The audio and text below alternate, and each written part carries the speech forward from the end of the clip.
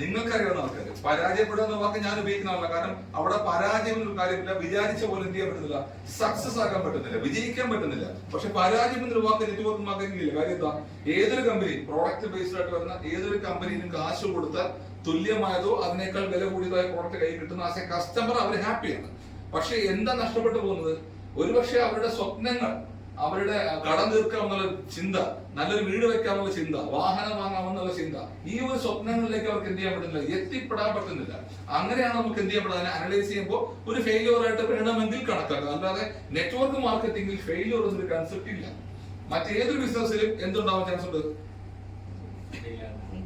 ഉണ്ടല്ലോ അല്ലെ, ഫെയിലിയർ ആവാൻ ചാൻസ് ഉണ്ട്. കാര്യം അവിടെ വലിയ വലിയ മുതൽ മുടക്കൊണ്ട് ഒരുപാട് കാര്യങ്ങൾ നമ്മൾ ചെയ്യേണ്ടതുണ്ട്. എന്തെങ്കിലും പരാജയപ്പെട്ട നമ്മുടെ സാമ്പത്തികമായി നമ്മൾ തകർന്നു പോകുന്ന അവസ്ഥയിലേക്ക് വരും. നെറ്റ്വർക്ക് മാർക്കറ്റിംഗിലോ ഈ പറഞ്ഞ നമ്മുടെ കമ്പനിയാണെങ്കിൽ 1000 രൂപ മുതൽ 25,000 30,000 രൂപ മുതൽ മുടക്കേ ഉള്ളൂ. അത് നമുക്ക് കിട്ടുന്നു, പ്രോഡക്റ്റ് കിട്ടുന്നു, അതിനോടൊപ്പം ടൂർ പാക്കേജ് കിട്ടുന്നു, ഒരുപാട് ഓപ്പർച്യൂണിറ്റി കിട്ടുന്നു. അവിടെ നമുക്ക് ഫെയിലിയർ എന്നൊരു കാര്യം. പക്ഷെ ഏതൊരു ബിസിനസ്സിലും അല്ലെങ്കിൽ ഏതൊരു പ്രൊഫഷനിലും ഏതൊരു ജോലിയിലും ട്രെയിനിങ് എന്നുള്ള കാര്യത്തിന് വളരെയധികം ഇമ്പോർട്ടൻസ് ഉണ്ട്. എന്തുകൊണ്ടാണ് ചില ആൾക്കാർ മാത്രം എപ്പോഴും സക്സസിലേക്ക് പോകുന്നത്? നെറ്റ്വർക്ക് മാർക്കറ്റിംഗിന്റെ കാര്യം മാത്രമാണ് ഞാൻ പറഞ്ഞത്. എന്തുകൊണ്ടായിരിക്കും ബിസ്മി ചില ആൾക്കാർ മാത്രം സക്സസിലേക്ക് പോകുന്നത്? എന്തുകൊണ്ടായിരിക്കും? പിന്നെ എന്തുകൊണ്ടായിരിക്കും കാര്യം? ഞാനൊരു ചെറിയ കഥ പറഞ്ഞുകൊണ്ട് സ്റ്റാർട്ട് ചെയ്യാം. പണ്ട് ഈ മരം മുറിക്കുന്നത് തടിമില്ല് എടുക്കില്ല എല്ലാവരും, തടിമില്ല് ഇല്ലേ? അപ്പൊ അവിടെ എങ്ങനെ തടി എത്തുന്ന, അവിടെ തടിമില്ല് മരം മുറിച്ചാണ് തടി എത്തിക്കുന്നത്. അതിലെങ്ങനെ വിഷയമുണ്ടോ?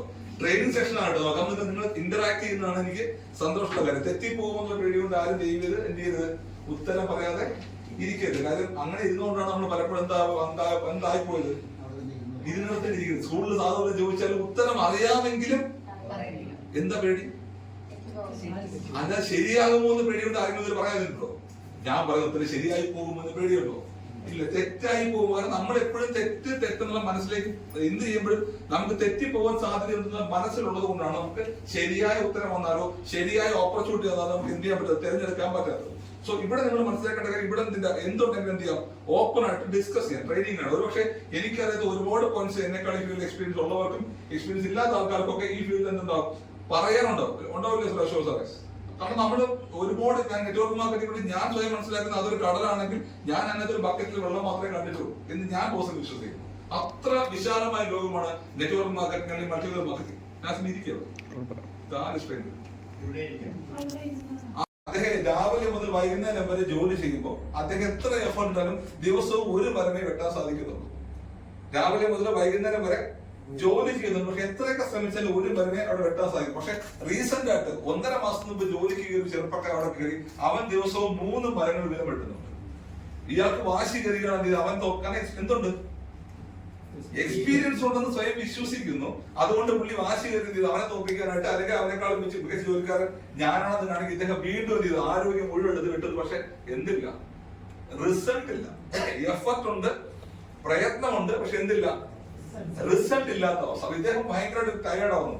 അപ്പം അവിടുത്തെ മാനേജർ ചോദിക്കുന്നു, ഞാൻ എത്രയൊക്കെ ശ്രമിച്ചിട്ടും എന്നെ കൊണ്ട് ഒരു മരത്തിൽ കൊണ്ട് വെട്ടാൻ സാധിക്കുന്നില്ല ഒരു ദിവസം. പക്ഷെ അവൻ ദിവസവും 2-3 മരം വെട്ടുന്നു. എന്താണ് അതിന്റെ കാര്യം, എങ്ങനെ അവന് സാധിക്കുന്നു? അപ്പൊ മാനേജർ എനിക്കറിയില്ല, നീ അവനോട് തന്നെ പോയി ചോദിക്കുക, അവന്റെ ടെക്നിക്ക് എന്നാ പറഞ്ഞിരുന്നത്. അപ്പൊ ഇയാൾ സഹിക്കട്ടെ, ചോദിക്കാൻ പറ്റുമോ? പെട്ടെന്ന് എന്ത് ഹർട്ടാവും? ഈഗോ. കാരണം എന്താണ്, ഇന്ത്യയിൽ എന്തുണ്ട്, എക്സ്പീരിയൻസ് 20 വർഷം ആവാൻ വന്നിട്ട് 2 മാസമേ ഉള്ളൂ. അപ്പൊ ഇവരോട് ചോദിക്കാൻ 20 വർഷത്തെ എക്സ്പീരിയൻസ് ആണെന്ന് മനസ്സനുവദിക്കില്ല. പക്ഷെ എന്തില്ല, നിവൃത്തിയില്ലാത്തതുകൊണ്ട് വെള്ളം. ഞാൻ 20 വർഷം കൊണ്ട് ഇവിടെ ജോലി ചെയ്യുന്നു, നിന്നെക്കാളും എക്സ്പീരിയൻസ് ഉണ്ട്, പ്രായ കൂടുതലുണ്ട്. പക്ഷെ ഞാൻ എത്ര ശ്രമിച്ചിട്ടും ഒരു ദിവസം ഒരു മരമേ വെട്ടാൻ സാധിക്കുന്നുള്ളൂ. പക്ഷെ നീ അവിടെ ജോലിക്ക് വന്ന് 2 മാസം ദിവസവും 2 മരം 3 മരം വെട്ടുന്നുണ്ട്. എന്താണ് അതിന്റെ മാച്ച്? അപ്പൊ ആ ചെറുപ്പക്കാരൻ പറഞ്ഞൊരു മറുപടി ഉണ്ട്. ചേട്ടന്റെ മഴുവിന് അവസാനമായി മൂർച്ച കൂട്ടിയിട്ട് എത്ര കാലമായി ചോദിക്കും. ചോദ്യമാണല്ലോ സാർ. ഞാൻ ഓരോ തവണ മരം വെട്ടിക്കഴിയുമ്പോഴും 5 മിനിറ്റ് മഴുരാകാൻ വേണ്ടി സമയം മാറ്റിവെക്കും. ആ രാഗിയ മഴുവിന്റെ മൂർച്ചയിലാണ് ഞാൻ എന്ത് ചെയ്യുന്നത്, വെട്ടുന്നത്. മറ്റേ ആൾ വെട്ടുന്നതോ എക്സ്പീരിയൻസ് പണ്ടെങ്ങാണ്ട് രാഗി വെച്ച് മഴ അത് വെച്ച. അപ്പൊ എപ്പോഴും നമ്മുടെ ആയുധങ്ങൾ ഷാർപ്പായിരിക്കണമെന്നത് നിർബന്ധമായ കാര്യമാണ്. നെറ്റ്വർക്ക് മാർക്കറ്റിംഗിൽ എസ്പെഷ്യലി, കാരണം ഇത് മാറിക്കൊണ്ടിരിക്കുന്ന കാലഘട്ടത്തിന്റെ ബിസിനസ്സാണ്. നെറ്റ്വർക്ക് മാർക്കറ്റിംഗിൽ ഈ പറഞ്ഞ അപ്ഡേറ്റ് ആയിരിക്കുക, ട്രെയിനിങ് കിട്ടുക, നമ്മൾ എപ്പോഴും നമ്മളെ തന്നെ എന്ത് ചെയ്യുക, രാഗിക്കൊണ്ടിരിക്കുക, മെലിസപ്പെടുത്തിക്കൊണ്ടിരിക്കാൻ മാത്രം എന്ത് ചെയ്യാൻ പറ്റുള്ളൂ. നമ്മൾ ആഗ്രഹിക്കുന്ന പോലെ സക്സസിലേക്ക് എത്താൻ പറ്റും, ഒരു ഫിനാൻഷ്യൽ ഫ്രീഡത്തിലേക്ക് എത്താൻ പറ്റും, സാമ്പത്തിക സ്വാതന്ത്ര്യത്തിലേക്ക് എത്താൻ പറ്റും. അതിന്റെ എക്സാമ്പിൾ നിങ്ങൾക്ക് അറിയും. മലയാള സിനിമ ബിലാൽ ഒഴികെ മലയാള സിനിമ കാണാറുണ്ടല്ലേ? ഇല്ല, ഏത് സിനിമ ആരെ ഇഷ്ടം? നിങ്ങൾക്ക് ആരെങ്കിലും ബംഗാളി ആക്ടേഴ്സിന് ഇഷ്ടമാണോ, ആസാമി ആക്ടേഴ്സിന് ഇഷ്ടമാണോ? നമുക്ക് അറിയില്ല. പക്ഷെ ഒരാൾ ആസാമിലാണ് വന്നിട്ട് ഇവിടെ, എനിക്ക് അവിടെ ആസാമി ടീം ഉണ്ടായിരുന്നു, ഗുവാഹട്ടിയിലെ ടീം ഉണ്ടായിരുന്നു പറയാൻ ഇനിയിപ്പോ അങ്ങോട്ട് പോവാൻ ഞങ്ങൾക്ക് ഇല്ലേ. ഓക്കെ, നിങ്ങൾക്ക് അറിയാതെ മലയാള സിനിമയിൽ ഇപ്പൊ നമുക്ക് രണ്ട് സ്റ്റാറുകളുണ്ട്, സൂപ്പർ സ്റ്റാർസ് ഉണ്ട്, നല്ല ആക്ടേഴ്സ് ഉണ്ട്. മമ്മൂട്ടിയുണ്ട്, മോഹൻലാലും ഉണ്ട്. രണ്ടുപേരും ഒരുപോലെ, അവരൊന്നും മത്സരമില്ലെങ്കിൽ ഫാൻസുകാരൊന്നും ഭയങ്കര മത്സരമാണ് അല്ലെ, നമ്മൾ കാണുന്നുണ്ട്. മോഹൻലാൽ എന്ന് പറയുന്ന ആള് ശരിക്കും പറഞ്ഞാൽ ജനിച്ചത് തന്നെ നടനാകാൻ വേണ്ടി. അദ്ദേഹത്തിന്റെ തലമുടി മുതൽ എന്താ പറയുക, ചെറുപരൽ വരെ അഭിനയിക്കുമെന്നാണ് പൊതുവെ നമ്മൾ കണ്ടിട്ടുള്ളതും എക്സ്പീരിയൻസ് ആൾക്കാർ ഡയറക്ടേഴ്സ് പറഞ്ഞു കേട്ടിട്ടുണ്ടോ ഇല്ല നിങ്ങൾ? അദ്ദേഹത്തിന്റെ വിരലുകളുടെ ചലനം, അല്ലെങ്കിൽ തലമുടി പോലും, അതിന്റെ കൺപീലി പോലും അഭിനയിക്കും. ജനിച്ചത് തന്നെ ഇതിനു വേണ്ടിയിട്ടാണ്, നടനാകാൻ വേണ്ടി അഭിനയിക്കാനാണ്. മമ്മൂട്ടിയോ അദ്ദേഹം ഒരു ഇൻബോൺ ആർട്ടിസ്റ്റ് അല്ല, ആണോ? അദ്ദേഹം ഒരു ഇൻബോൺ ആർട്ടിസ്റ്റ് അല്ല. പക്ഷെ അദ്ദേഹം എന്തുണ്ടായിരുന്നു, ടാലന്റ് അദ്ദേഹം എന്ത് ചെയ്തു, അദ്ദേഹത്തിന് സ്കില്ല് ഉണ്ടായിരുന്നു. അദ്ദേഹം അതിനെന്ത് ചെയ്തു, സ്കില്ലിനെ പോളിഷ് ചെയ്ത് ആളുടെ കൂടെ നിൽക്കുന്നത്. ഒരു പക്ഷേ ഇന്ത്യൻ സിനിമ കണ്ട ഏറ്റവും ബെസ്റ്റ് ആക്ടർ എന്ന് പറയുന്നത് ആള് മോഹൻലാൽ. എന്നോട് സംശയമില്ല, ഞാനൊരു ഫാൻ പോയൊന്നും അല്ലെങ്കിൽ പറയാം, ഏറ്റവും ബെസ്റ്റ് ആക്ടർ മോഹൻലാൽ. പക്ഷെ അതിനോടൊപ്പം ആര് നിൽക്കുന്നു, എന്ത് ചെയ്തിട്ടാണ്? അതിന് ഡെപ്ത് നിങ്ങൾ മനസ്സിലായി. കഴിഞ്ഞ 42 വർഷമായിട്ട് മോഹൻലാൽ എന്ന് പറയുന്ന ആളുടെ കൂടെ അതേ പേര്, മോഹൻലാലിന്റെ പേര് ഒരിക്കൽ പോലും ഇന്ത്യയില്ല ഇൻഡസ്ട്രിയില്. മമ്മൂട്ടി മോഹൻലാൽ എന്ന് മാത്രമേ ഇപ്പോഴും പറയൂ. 74 വയസ്സായ ആളുടെ കാര്യം പറഞ്ഞത്. അദ്ദേഹം എന്തിനാ ഡെവലപ്പ് ചെയ്യുന്നത്, സ്കില്ലിനെ. കഴിഞ്ഞ ഒരു 3 വർഷം മുമ്പ് അദ്ദേഹത്തിന് സിനിമ ഇറങ്ങിയിരുന്നു, റോഷാക്കുന്നതിന്റെ ഓർമ്മ സിനിമ ഉണ്ട്. അതോ നൻപകൽ നേരത്തെ മയക്കണമെന്നില്ല. ആ സിനിമ കഴിഞ്ഞപ്പോ ഇന്റർവ്യൂ ചെയ്യാൻ വന്നിട്ട് പത്രപ്രവർത്തകർ ചോദ്യം, നിങ്ങളൊരു യൂട്യൂബിൽ ഇത് കാണാൻ പറ്റും, സാർ എങ്ങനെയാണ് ഈ പുതിയ കഥകൾ തേടിപ്പിടിക്കുന്നത്, പുതിയ പരീക്ഷണങ്ങളിലേക്ക് ഇങ്ങനെ പോകുന്നത്? പുള്ളി പറയുന്നു, ഞാനൊരു ഇൻബോൺ ആക്ടർ അല്ല, ജനിച്ചത് നടനാകാനല്ല, എന്റെ സ്കില്ലുണ്ട്, അതിനെ തേച്ച് മിനുക്കിയപ്പോ ഇതുവരെ എത്താൻ സാധിച്ചെങ്കിൽ ഇനിയും തേച്ച് മിനുക്കാൻ ഞാൻ റെഡിയാണ്, എനിക്ക് ഇനി അത്ഭുതങ്ങൾ കാണിക്കാൻ പറ്റും. ആരാ പറയുന്നത് സാറേ? മമ്മൂട്ടി. എത്ര വയസ്സുണ്ട്? 74 വയസ്സുണ്ട്. എത്ര ആസ്തിയുണ്ട്? മലയാളത്തിലെ ഏറ്റവും റിച്ചസ്റ്റ് ആക്ടറാണ് മമ്മൂട്ടി. പുറത്ത് എന്ത് ചെയ്ത് ആൾക്കാരോട് പറഞ്ഞിരിക്കുന്ന അസറ്റ് 436. അപ്പൊ എത്ര ഉണ്ടാവും? നിങ്ങൾ ചിന്തിച്ചു, പുറത്ത് ഡിക്ലെയർഡ് അസറ്റ് ആണോ അത് നമുക്ക് അറിയാൻ പറ്റും. അപ്പൊ നിങ്ങൾ നമുക്കെല്ലാം ഇൻകം ടാക്സ് IT ചെയ്യുന്ന ആരെങ്കിലും ഉണ്ടോ? ഇൻകം ടാക്സ് ചെയ്യുന്ന ആൾക്കാർ ഏതെങ്കിലും ബിസിനസ്സുകാരും മുഴുവൻ തുകയും കാണിക്കും. ഞാനൊരു ബിസിനസ്സുകാരനാണ്, എനിക്ക് വരുന്ന വരുമാനത്തിന്റെ 3 മാത്രമേ എന്ത് ചെയ്യാറുള്ളൂ, ഡിപ്പാർട്ട്മെന്റ് പറഞ്ഞു. അതാണ് ഡിക്ലെയർഡ് അസറ്റ്. അതായത് ഡിക്ലെയർഡ് അസറ്റ് പുറത്ത് പറഞ്ഞിരിക്കുന്ന ആസ്തി 436 കോടി. അപ്പൊ എത്ര അസറ്റ് ഉണ്ടാവുക? × മിനിമം 1000 കോടി അദ്ദേഹത്തിന് ആസ്തി ഉണ്ടാകുമോ ഇല്ലയോ? അദ്ദേഹം പറഞ്ഞ 74 വയസ്സിൽ പറഞ്ഞ വാക്കെന്താ? അദ്ദേഹത്തിന്റെ ആസ്തിയല്ല ഞാൻ പറഞ്ഞത്, അദ്ദേഹം 74 വയസ്സിൽ പറഞ്ഞ വാക്കെന്താ? ഇനിയും പോളിഷ് ചെയ്താൽ നന്നാകുമെങ്കിൽ പോളിഷ് ചെയ്യാൻ ഞാൻ ഇനിയും റെഡിയാ. നമ്മളോ ഒന്നുകിൽ നമ്മുടെ പ്രായത്തെ കുറ്റം പറഞ്ഞാൽ, അല്ലെങ്കിൽ നമ്മൾ ഇത്രയും വർഷത്തെ എക്സ്പീരിയൻസ് ഉണ്ടെന്ന് നമ്മൾ തെറ്റായ കാര്യങ്ങളിലേക്ക് പോകുന്നു, പോളിഷ് ചെയ്യാൻ തയ്യാറാവുന്നില്ല. ട്രെയിനിങ്ങില് അല്ലെങ്കിൽ പുതിയ കാര്യം അപ്ഡേറ്റ് ആവാൻ നമ്മൾ തയ്യാറാവുന്നില്ല. അതിന്റെ റിസൾട്ട് എന്താ? നമ്മുടെ ഗ്രാഫ് വരുന്നില്ല. എവിടെയാണോ നമ്മൾ തുടങ്ങിയത്, ഞാൻ പറഞ്ഞ IBC അല്ല പറഞ്ഞത്, എവിടെയാണോ നെറ്റ്വർക്ക് മാർക്കറ്റിംഗ് നമ്മൾ തുടങ്ങിയത്, നമ്മൾ ഇപ്പോഴും അവിടെ തന്നെ നിൽക്കുന്നു. അപ്പൊ എന്ത് ചെയ്യണം? നിങ്ങളുടെ ആയുധങ്ങൾ നിങ്ങൾ എന്ത് ചെയ്യണം? പോളിഷ് ചെയ്യണം, ഷാർപ്പൺ ചെയ്യണം, മൂർച്ച കൂട്ടുന്നു. എങ്കിൽ മാത്രമേ പുതിയ കാലഘട്ടത്തിൽ എന്ത് ചെയ്യാൻ പറ്റൂ, പിടിച്ചു നിൽക്കാൻ പറ്റൂ. അതിനുള്ള പ്രധാനപ്പെട്ട ഘടകമാണ് ട്രെയിനിങ് എന്നുള്ള സാധനം. സോ നെറ്റ്വർക്ക് മാർക്കറ്റിംഗിന്റെ ബാക്ക് ബോൺ, നട്ടൽ എന്ന് പറയുന്നത് ഞാൻ വിശ്വസിക്കുന്നത്, അല്ലെങ്കിൽ എന്റെ മനസ്സിലാക്കിയ സാധിച്ച കാര്യം പറഞ്ഞാൽ, അതിന്റെ ബാക്ക് ബോൺ എന്ന് പറയുന്നത് മീറ്റിംഗുകൾ, ട്രെയിനിങ്ങുകളാണ്. ആരൊക്കെയാണോ മീറ്റിംഗുകളും ട്രെയിനിങ്ങുകളും റെഗുലറായിട്ട് അറ്റൻഡ് ചെയ്യുന്ന അവർ മാത്രമേ ഇൻഡസ്ട്രിയിൽ സക്സസ് ആയി ഞാൻ കണ്ടിട്ടുള്ളൂ. കഴിഞ്ഞ 3-4 ആഴ്ച കൊണ്ട് ഞാൻ ട്രെയിനിങ് അറ്റൻഡ് കാര്യം നാസിനോടും ടാമിനോടും പറഞ്ഞില്ലേ, 3.5 മണിക്കൂർ ട്രെയിനിങ് ഞാൻ അറ്റൻഡ് ചെയ്തു. ഒരു പക്ഷേ നിങ്ങൾ നോക്കുന്നത് എനിക്കിത് അറിയാം, ഞാൻ പറയുന്നില്ല, എനിക്ക് അത്രേ ഉള്ളൂ നോളജ്, അങ്ങനെ വലിയ നോളജ് ഉള്ള ആളല്ല. പക്ഷെ ഞാൻ എന്ത് ചെയ്യുന്നുണ്ട്, എപ്പോഴും അപ്ഡേറ്റ് ആവാൻ നോക്കുന്നുണ്ട്. ഈ പറഞ്ഞ പോളിഷ് ചെയ്യുന്ന കാര്യം എങ്കിലും എന്ത് ചെയ്യാൻ പറ്റും, പുതിയ കാലഘട്ടത്തിനനുസരിച്ച് പുതിയ ആൾക്കാരെ നമുക്ക് എന്ത് ചെയ്യാൻ പറ്റും, പിടിച്ചിരിക്കാൻ പറ്റും. എന്താ ട്രെയിനിന്റെ ഇമ്പോർട്ടൻസ്? ഒരു 40 താഴെ പ്രായമുള്ള ആൾക്കാരുണ്ടോ? ബിലോ 40, 40 താഴെ പ്രായമുള്ളവർ ആരുമില്ല. ബിലാറുണ്ടാവും അല്ലെ?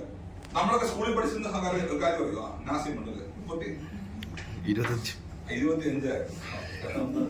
അതെ അല്ലേ? ഞാൻ ഈ പറയുന്നവരൊന്ന് ചിന്തിച്ചു നോക്കിയാൽ മതി. നിങ്ങളുടെ വീട്ടിൽ കുഞ്ഞുങ്ങളുണ്ട്. ഇപ്പൊ 2 മക്കള് ഇവിടെ കൊണ്ടുവരും അല്ലെ? അവരെത്രല്ല പഠിക്കുന്നത് മേഡം? മക്കൾ എത്രല്ല പഠിക്കുന്നത്? 10 വീട്ടില്. ഈ മോനോട് ചോദിച്ചു നോക്കുക, നമ്മുടെ സ്കൂളിൽ പഠിക്കുന്ന സമയത്ത് 8ൽ നിന്ന് 4 കുറയ്ക്കാൻ പറഞ്ഞാൽ എന്താ ചെയ്യുന്നത്? സ്കൂളിൽ പഠിക്കുമ്പോ 8 വിരലെടുക്കും. എന്നിട്ട് 1, 2, 3, 4 കുറച്ചിട്ട് ബാക്കി എത്ര വിരലുണ്ടെന്ന് തന്നെ നോക്കും അല്ലെ? പുതിയ പിള്ളേരോട് ചോദിച്ചാലോ? അവർ 8 വിരലെടുക്കൂ. എത്ര വിരലെടുക്കും? എത്ര വിരലാണോ എത്രയാണോ കുറയ്ക്കാൻ പറഞ്ഞാൽ അതേ എടുക്കുള്ളൂ. 4 വിരലേ എടുക്കുള്ളൂ. എന്നിട്ട് 8ലോട്ടുള്ള ദൂരം അവർ എണ്ണും. 5, 6, 7, 8. റിസൾട്ട് എത്ര തന്നെ? നമ്മളിത് പഠിച്ചില്ലെങ്കിലോ? അവരെടുത്താണ് ആര് പറയാൻ പോകുന്നത്?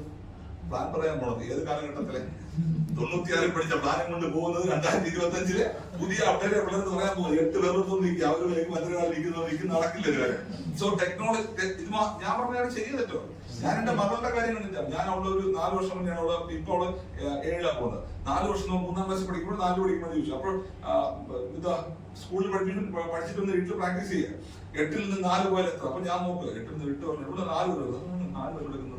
എന്നിട്ട് 5 കൂട്ടി നോക്കാം. അവൻ ചോദിച്ചു എന്താ മക്കളെ ചോദിച്ചാൽ ഇങ്ങനെയാണ് പഠിപ്പിക്കുന്നത്. ഇത് നിർത്താൻ പറ്റുമോ? ഇല്ല. അതിനോടൊപ്പം എനിക്ക് എന്ത് ചെയ്യണം? ഞാൻ അപ്ഡേറ്റ് ആവണം. ഇല്ല അവരെ പിടിച്ച് എന്റെ ഗ്രാഫിലേക്ക് കൊണ്ടുവന്ന കാര്യമുണ്ടോ? പല ആൾക്കാരും പറയും, നമ്മൾ പറയില്ല 50 വയസ്സുള്ള ആൾക്കാർ 15 വയസ്സുള്ള ആൾക്കാർ എന്ത് ചെയ്യും? തിരുത്താൻ പറ്റുമോ അവരെ? 50 വയസ്സുകാരനെ എങ്ങോട്ട് മാറാൻ പറ്റും? 15 വയസ്സുകാരന്റെ മാനസികാവസ്ഥ മനസ്സിലാക്കാൻ സാധിക്കണം. ഇല്ലേ? കാര്യം എന്താ? 15 വയസ്സുകാരന് 50 വയസ്സിന്റെ എക്സ്പീരിയൻസ് ഇല്ല. പക്ഷെ 50 വയസ്സുകാരൻ 15 കടന്നല്ലേ അങ്ങോട്ട് വന്നത്. ഇത് മനസ്സിലായാലേ എന്ത് ചെയ്യാൻ പറ്റും? അപ്ഡേറ്റ് ആയി നിൽക്കാൻ സാധിക്കും. സോ ട്രെയിനിങ് എന്ന സാധനം വളരെ വളരെ ഇമ്പോർട്ടന്റ് ആണ്. ആരൊക്കെയാണോ നെറ്റ്വർക്ക് മാർക്കറ്റിംഗ് കൂടി IBC സക്സസ് ആവാൻ ആഗ്രഹിക്കുന്നവർ നിർബന്ധമായും അറ്റൻഡ് ചെയ്യേണ്ട പ്രോഗ്രാംസ് ആണ് ട്രെയിനിങ്. നമ്മൾ ഇവിടെ ഇന്ന് കണ്ടക്ട് ചെയ്യുന്നത് കമ്പനിയുടെ ഫസ്റ്റ് ലെവൽ പ്രോഗ്രാം അല്ലെങ്കിൽ നെറ്റ്വർക്ക് മാർക്കറ്റിംഗിന്റെ ഫസ്റ്റ് ലെവൽ ട്രെയിനിങ് ആയിരിക്കും. ഒരുപക്ഷെ എക്സ്പീരിയൻസ് ഉള്ള പല ആൾക്കാരും ഇതുപോലുള്ള ട്രെയിനിങ്ങുകളോ ഇതിനേക്കാൾ മികച്ച ട്രെയിനിങ്ങുകളോ ഒക്കെ അറ്റൻഡ് ചെയ്തിട്ടുണ്ടാവാം. സോ ദയവേ എന്ത് ചെയ്യുക? ഒന്ന് ഒരു ക്ലീൻ പേപ്പർ, വൈറ്റ് പേപ്പർ ആയിട്ട് ഇരിക്കുക. പറയുന്ന കാര്യങ്ങൾ നിങ്ങൾക്ക് യൂസ്ഫുൾ ആണെന്ന് തോന്നുന്ന കാര്യങ്ങൾ എന്ത് ചെയ്യുക? റൈറ്റ് ഡൗൺ ചെയ്യുക. പരമാവധി ഇത് നിങ്ങളുടെ മെമ്മറിയിലേക്ക് സ്റ്റോർ ചെയ്യാൻ നോക്കുക. കാര്യം എന്താണ്? നമ്മൾ എഴുതി പഠിക്കുമ്പോൾ കുറച്ച് കാര്യങ്ങൾ പഠിക്കാൻ പറ്റുമെങ്കിലും ഹൃദയത്തേക്ക് എഴുതി പഠിച്ചാലോ, വിഷ്വലൈസ് ചെയ്യാൻ പഠിച്ചാലോ, ഏതാ കൂടുതലും മനസ്സിൽ ഓർമ്മയിരിക്കുന്ന കാര്യം? എഴുതി പഠിച്ച കാര്യങ്ങളാണോ വിഷ്വലൈസ് ചെയ്ത കാര്യമാണോ മനസ്സിൽ ഓർമ്മയിരിക്കുന്നത്? ആണോ? ഉറപ്പല്ലേ? ആമയും പോലും കഥ കേട്ടിട്ടുണ്ടോ? എവിടെ എഴുതി പഠിച്ചിട്ടുണ്ട്? പഠിച്ചിട്ടുണ്ടോ എവിടെയെങ്കിലും? ഇല്ല. പക്ഷെ എവിടെ നിൽപ്പുണ്ട്? നമുക്കത് ഈ പറയുമ്പോ തന്നെ ആമയും പോലും ഓടുന്നത് നിങ്ങളുടെ മനസ്സിൽ വരുന്നുണ്ടോ? ഓർമ്മയിൽ വരുന്നുണ്ടോ ഇല്ലയോ? അല്ലെ? ആര് ജയിച്ചു നമ്മൾ കണ്ടിട്ടുണ്ടോ? പക്ഷെ ഇത് എന്തിൽ വിഷ്വലൈസ് ചെയ്യാൻ പറ്റിയെന്നുള്ളതാണ് നമ്മുടെ മെമ്മറിയിൽ കയറ്റുക. അപ്പൊ ഈ പറയുന്ന കാര്യങ്ങൾ നിങ്ങൾക്ക് യൂസ്ഫുൾ ആവുന്ന കാര്യങ്ങൾ എന്ത് ചെയ്യുക? ഒന്ന് മെമ്മറിയിൽ കയറ്റുക.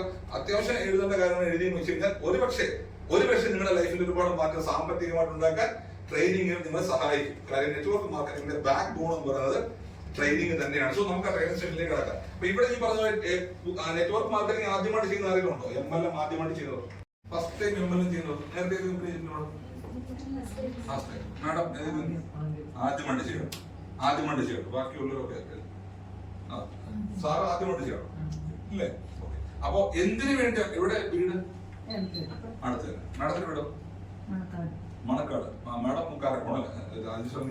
സോ എന്തിനു വേണ്ടിയാണ് ബിസിനസ് ചൂസ് ചെയ്യുന്നത്? നമ്മൾ ചെയ്യുന്നത് മൾട്ടി ലെവൽ മാർക്കറ്റിംഗ് ആണ്, നെറ്റ്വർക്ക് മാർക്കറ്റിംഗ് ആണ്, ഒരുപാട് പേരുകളുണ്ട്. എന്തിനു വേണ്ടിയാണ് ബിസിനസ് ചൂസ് ചെയ്യുന്നത് അല്ലെങ്കിൽ ബിസിനസ്സിലേക്ക് നമ്മൾ കടന്നു വന്നത് എന്ന് മനസ്സിലായാലേ ബിസിനസ് ചെയ്യുമ്പോൾ അതിന്റെ ഇമ്പോർട്ടൻസ് മനസ്സിലാവുള്ളൂ. എന്തിനു വേണ്ടിയാണ് ബിസിനസ്സിലേക്ക് കടക്കുന്നത്?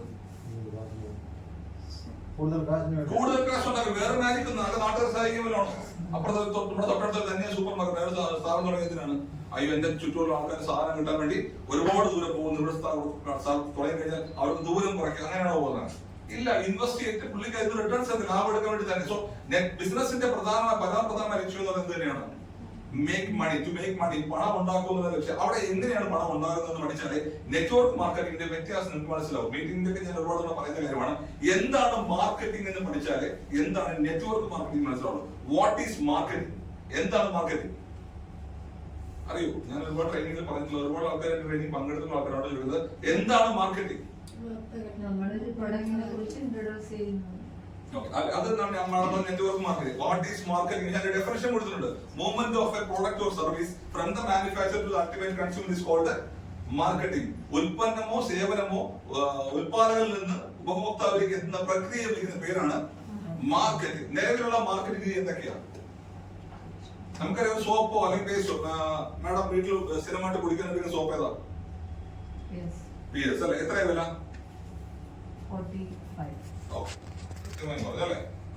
45 രൂപ സോപ്പ് വാങ്ങുന്നത് എവിടുന്നാ വാങ്ങുന്നത്?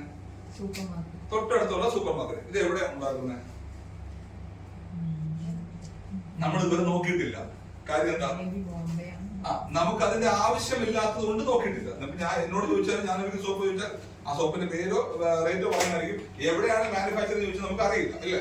കാര്യം എന്താ? അതിന്റെ ആവശ്യം നമുക്കില്ല. കാശ് കൊടുത്ത് വാങ്ങുന്ന പ്രൊഡക്റ്റിന് റിസൾട്ട് ഉണ്ടെങ്കിൽ പിന്നെ അതിന്റെ പുറകെ നമ്മൾ പോകേണ്ട കാര്യമില്ല. ഈ സോപ്പ് നമ്മൾ വാങ്ങുന്നത് നമ്മുടെ വീടിനടുത്തുള്ള സൂപ്പർ മാർക്കറ്റിൽ നിന്നാണെങ്കിൽ അയാൾ വാങ്ങുന്നത് എവിടെ നിന്നായിരിക്കും?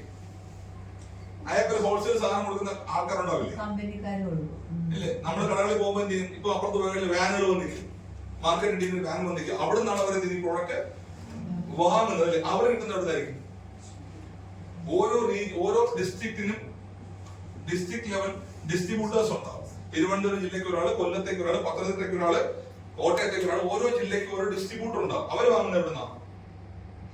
സ്റ്റേറ്റ് ലെവൽ ഡിസ്ട്രിബ്യൂട്ടേഴ്സ് ഉണ്ടാവും. അതായത് കേരളത്തിലേക്ക് ഒരാള്, തമിഴ്നാട്ടിലേക്ക് ഒരാള്, തെലങ്കാനയ്ക്ക് ഒരാള്, കർണാടകയ്ക്ക് ഒരാൾ, ഓരോ സ്റ്റേറ്റിനും ഓരോ ഡിസ്ട്രിബ്യൂട്ടേഴ്സ് ഉണ്ട്. അവര് വാങ്ങുന്നത് എവിടുന്നാണ്? അവിടെ അവർ വാങ്ങുന്ന റീജിയണൽ ഡിസ്ട്രിബ്യൂട്ടേഴ്സ് ആണ്. അതായത് ഇന്ത്യയെ 4 ആയിട്ട് വിഭജിച്ചിട്ടുണ്ട്. നമ്മളല്ല, ബിസിനസ്സുകാർ സൗത്ത്, ഈസ്റ്റ്, വെസ്റ്റ്, നോർത്ത് അങ്ങനെ 4 ആയിട്ട് വിഭജിച്ചിട്ടുണ്ട്. അവര് വാങ്ങുന്നത് ആരാണോ സൗത്തിൽ കൊടുക്കുന്നത് അവിടുന്ന് ആ സ്റ്റേറ്റിലേക്ക് പോകുന്നത്, ആരാണോ നോർത്തിൽ കൊടുക്കുന്നത് അവിടെ അങ്ങനെ 4 റീജിയനിലാണ് എന്ത് ചെയ്യുന്നത്? ഈ പ്രോഡക്റ്റ് അവര് വാങ്ങുന്നത്. അവര് വാങ്ങുന്നത് എവിടുന്ന്? നമുക്കറിയാവുന്ന നാഷണൽ ലെവൽ ഡിസ്ട്രിബ്യൂട്ടർ എന്ന് പറയും. അവരുടെ കയ്യിൽ നിന്നായിരിക്കും ഈ റീജിയണൽ ഡിസ്ട്രിബ്യൂട്ടേഴ്സ് വാങ്ങുന്നത്. നാഷണൽ ഡിസ്ട്രിബ്യൂട്ടേഴ്സിന്റെ പേര് വിളിയുണ്ട് നമുക്ക്. സ്ഥിരമായിട്ട് TV കാണുന്ന ആൾക്കാർക്ക് അറിയാം. ഹിന്ദുസ്ഥാൻ ലീവർ കേട്ടിട്ടുണ്ടോ? അത് മാനുഫാക്ചറിംഗ് കമ്പനി അല്ല, മാർക്കറ്റിംഗ് കമ്പനിയാണ്. AVA എന്നൊരു പരസ്യം വരുന്നുണ്ട് ഇപ്പോൾ. അതൊരു മാർക്കറ്റിംഗ് കമ്പനി, മാനുഫാക്ചറിംഗ് കമ്പനി അല്ല. സോ അവിടെ നിന്നാണ് പ്രോഡക്റ്റ് വാങ്ങുന്നത്. അവര് മാത്രമാണ് എവിടുന്ന് പ്രോഡക്റ്റ് വാങ്ങുന്നത്? മാനുഫാക്ചറുടെ കയ്യിൽ നിന്ന് പ്രോഡക്റ്റ് വാങ്ങുന്ന അവര്. അപ്പൊ 45 രൂപ മാഡം വാങ്ങുന്ന പേരൊന്നും പറയാൻ മേഡം? നസീം. ഓക്കെ, നസീം 45 രൂപ കൊടുത്ത് വാങ്ങുന്ന പ്രോഡക്റ്റ് ബോംബെയിലോ ഡൽഹിയിലോ ഗുജറാത്തിലോ മാനുഫാക്ചർ ചെയ്യുന്ന ആളുടെ കയ്യിൽ നിന്ന് ഇത്രയും ഇടനിലക്കാരിലൂടെയാണ് നമ്മുടെ കയ്യിലേക്ക് പ്രോഡക്റ്റ് എത്തുന്നത്. ശരിയാണോ തെറ്റാണോ? ചില പ്രൊഡക്റ്റുകൾക്ക് ഇടനിലക്കാരുടെ എണ്ണം കൂടും, ചില പ്രൊഡക്റ്റുകൾക്ക് ഇടനിലക്കാരുടെ എണ്ണം കുറയും. നിലവിലുള്ള മാർക്കറ്റ് രീതി. അപ്പൊ ഇവിടെ എക്കണോമിക്സ് പറഞ്ഞ കാര്യമുണ്ട്. ഏതൊരു ഉൽപ്പന്നത്തിന്റെയും മാനുഫാക്ചറിംഗ് കോസ്റ്റ്, അത് ഉത്പാദന ചെലവ് എന്ന് പറയുന്നത് അതിന്റെ MRPയുടെ 30 മുതൽ 40% മാത്രമാണ്. അതായത് 45 രൂപ ഉമ്മ വാങ്ങുന്ന പ്രോഡക്റ്റിന്റെ ശരിക്കുള്ള വില 15 രൂപയിൽ താഴെയാണ്. ബാക്കി 30 രൂപ എവിടെ പോകുന്നു? ഈ പറഞ്ഞ ഇടനിലക്കാരനും പരസ്യക്കാരനുമായിട്ട് വീതിച്ചു. ഇതാണ് നിലവിലുള്ള ഒരു മാർക്കറ്റിംഗ് രീതി എന്ന് പറയുന്നത്. ഇത് ജനങ്ങളിലേക്ക് എത്തണമെങ്കിൽ ഇടനിലക്കാർ മാത്രം ഉണ്ടായിട്ട് കാര്യമുണ്ടോ? നമുക്ക് എത്ര പരിചയമുള്ള സൂപ്പർ മാർക്കറ്റിൽ പോയാലും നമുക്ക് പരിചയമില്ലാത്ത ബ്രാൻഡ് സോപ്പ് നമ്മൾ മേടിക്കുമോ? ഇല്ല. അപ്പൊ എന്ത് ചെയ്യണം? ഈ ഉൽപ്പന്നം ജനങ്ങളുടെ മനസ്സിലേക്ക് എത്തിക്കണമെങ്കിൽ അവിടെ എന്ത് ആവശ്യമുണ്ട്? പരസ്യം ആവശ്യമുണ്ട്. ആര് ചെയ്യണം പരസ്യം? നമ്മുടെ വീടിനടുത്തുള്ള ദിവാരചേട്ടൻ പറഞ്ഞ് നമ്മൾ വാങ്ങും. ആര് പറയണം? സെലിബ്രിറ്റീസ് ആയിട്ടുള്ള സിനിമാ താരങ്ങളോ ക്രിക്കറ്റ് താരങ്ങളോ അല്ലെങ്കിൽ സ്പോർട്സ് താരങ്ങളോ പറഞ്ഞാൽ മാത്രം നമ്മൾ എന്ത് ചെയ്യുള്ളൂ? ആ പ്രോഡക്റ്റ് നമ്മുടെ മനസ്സിലേക്ക് കയറി വരുള്ളൂ. അവരാരെങ്കിലും ഫ്രീ ആയിട്ട് സർവീസ് ചെയ്യും? മഞ്ജു വാര്യർ വരുന്നു, അല്ലെങ്കിൽ മമ്മൂട്ടി വരുന്നു, മോഹൻലാൽ വരുന്നു, ഇവരൊക്കെ ഫ്രീ ആയിട്ട് പരസ്യം ചെയ്യുമോ? ഇല്ല. അവരെന്തിനാണ് പരസ്യം ചെയ്യുന്നത്? അവർക്ക് വരുമാനമുണ്ട്. സോ ഒരു ഉൽപ്പന്നത്തിന്റെ 65 മുതൽ അല്ലെങ്കിൽ 60 മുതൽ 70% വരെ ആരാ കൊണ്ടുപോകുന്നത്? ഇടനിലക്കാരും പരസ്യക്കാരുമാണ് കൊണ്ടുപോകുന്നത്. ബാക്കിയാണ് നമ്മുടെ കയ്യിലേക്ക് കിട്ടുന്നത്. ലോകവ്യാപകമായിട്ട് എല്ലാ പ്രൊഡക്റ്റുകളും മാർക്കറ്റ് ചെയ്ത രീതി തന്നെയാണ്. ഇതിനെതിരായിട്ട് ഒരു മാർക്കറ്റിംഗ് ടെക്നിക് കുറച്ചു കാലം മുമ്പ് വന്നിരുന്നു. 15 വർഷം മുമ്പ്. എന്താ മാർക്കറ്റിംഗ് ടെക്നിക്ക്? ഡയറക്ട് സെല്ലിംഗ് എന്ന് പറയും, അല്ലെങ്കിൽ ഓൺലൈൻ പ്ലാറ്റ്ഫോം എന്ന് പറയും.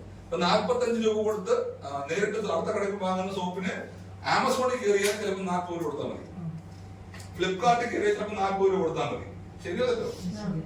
എന്തുകൊണ്ട് അവിടെ കുറച്ചു തരാൻ പറ്റുന്നത്? ഇത് അറിഞ്ഞാൽ നമുക്ക് ബിസിനസ് മനസ്സിലാവും. എന്തുകൊണ്ട് അവർക്ക് കുറച്ചു തരാൻ പറ്റുന്നത്?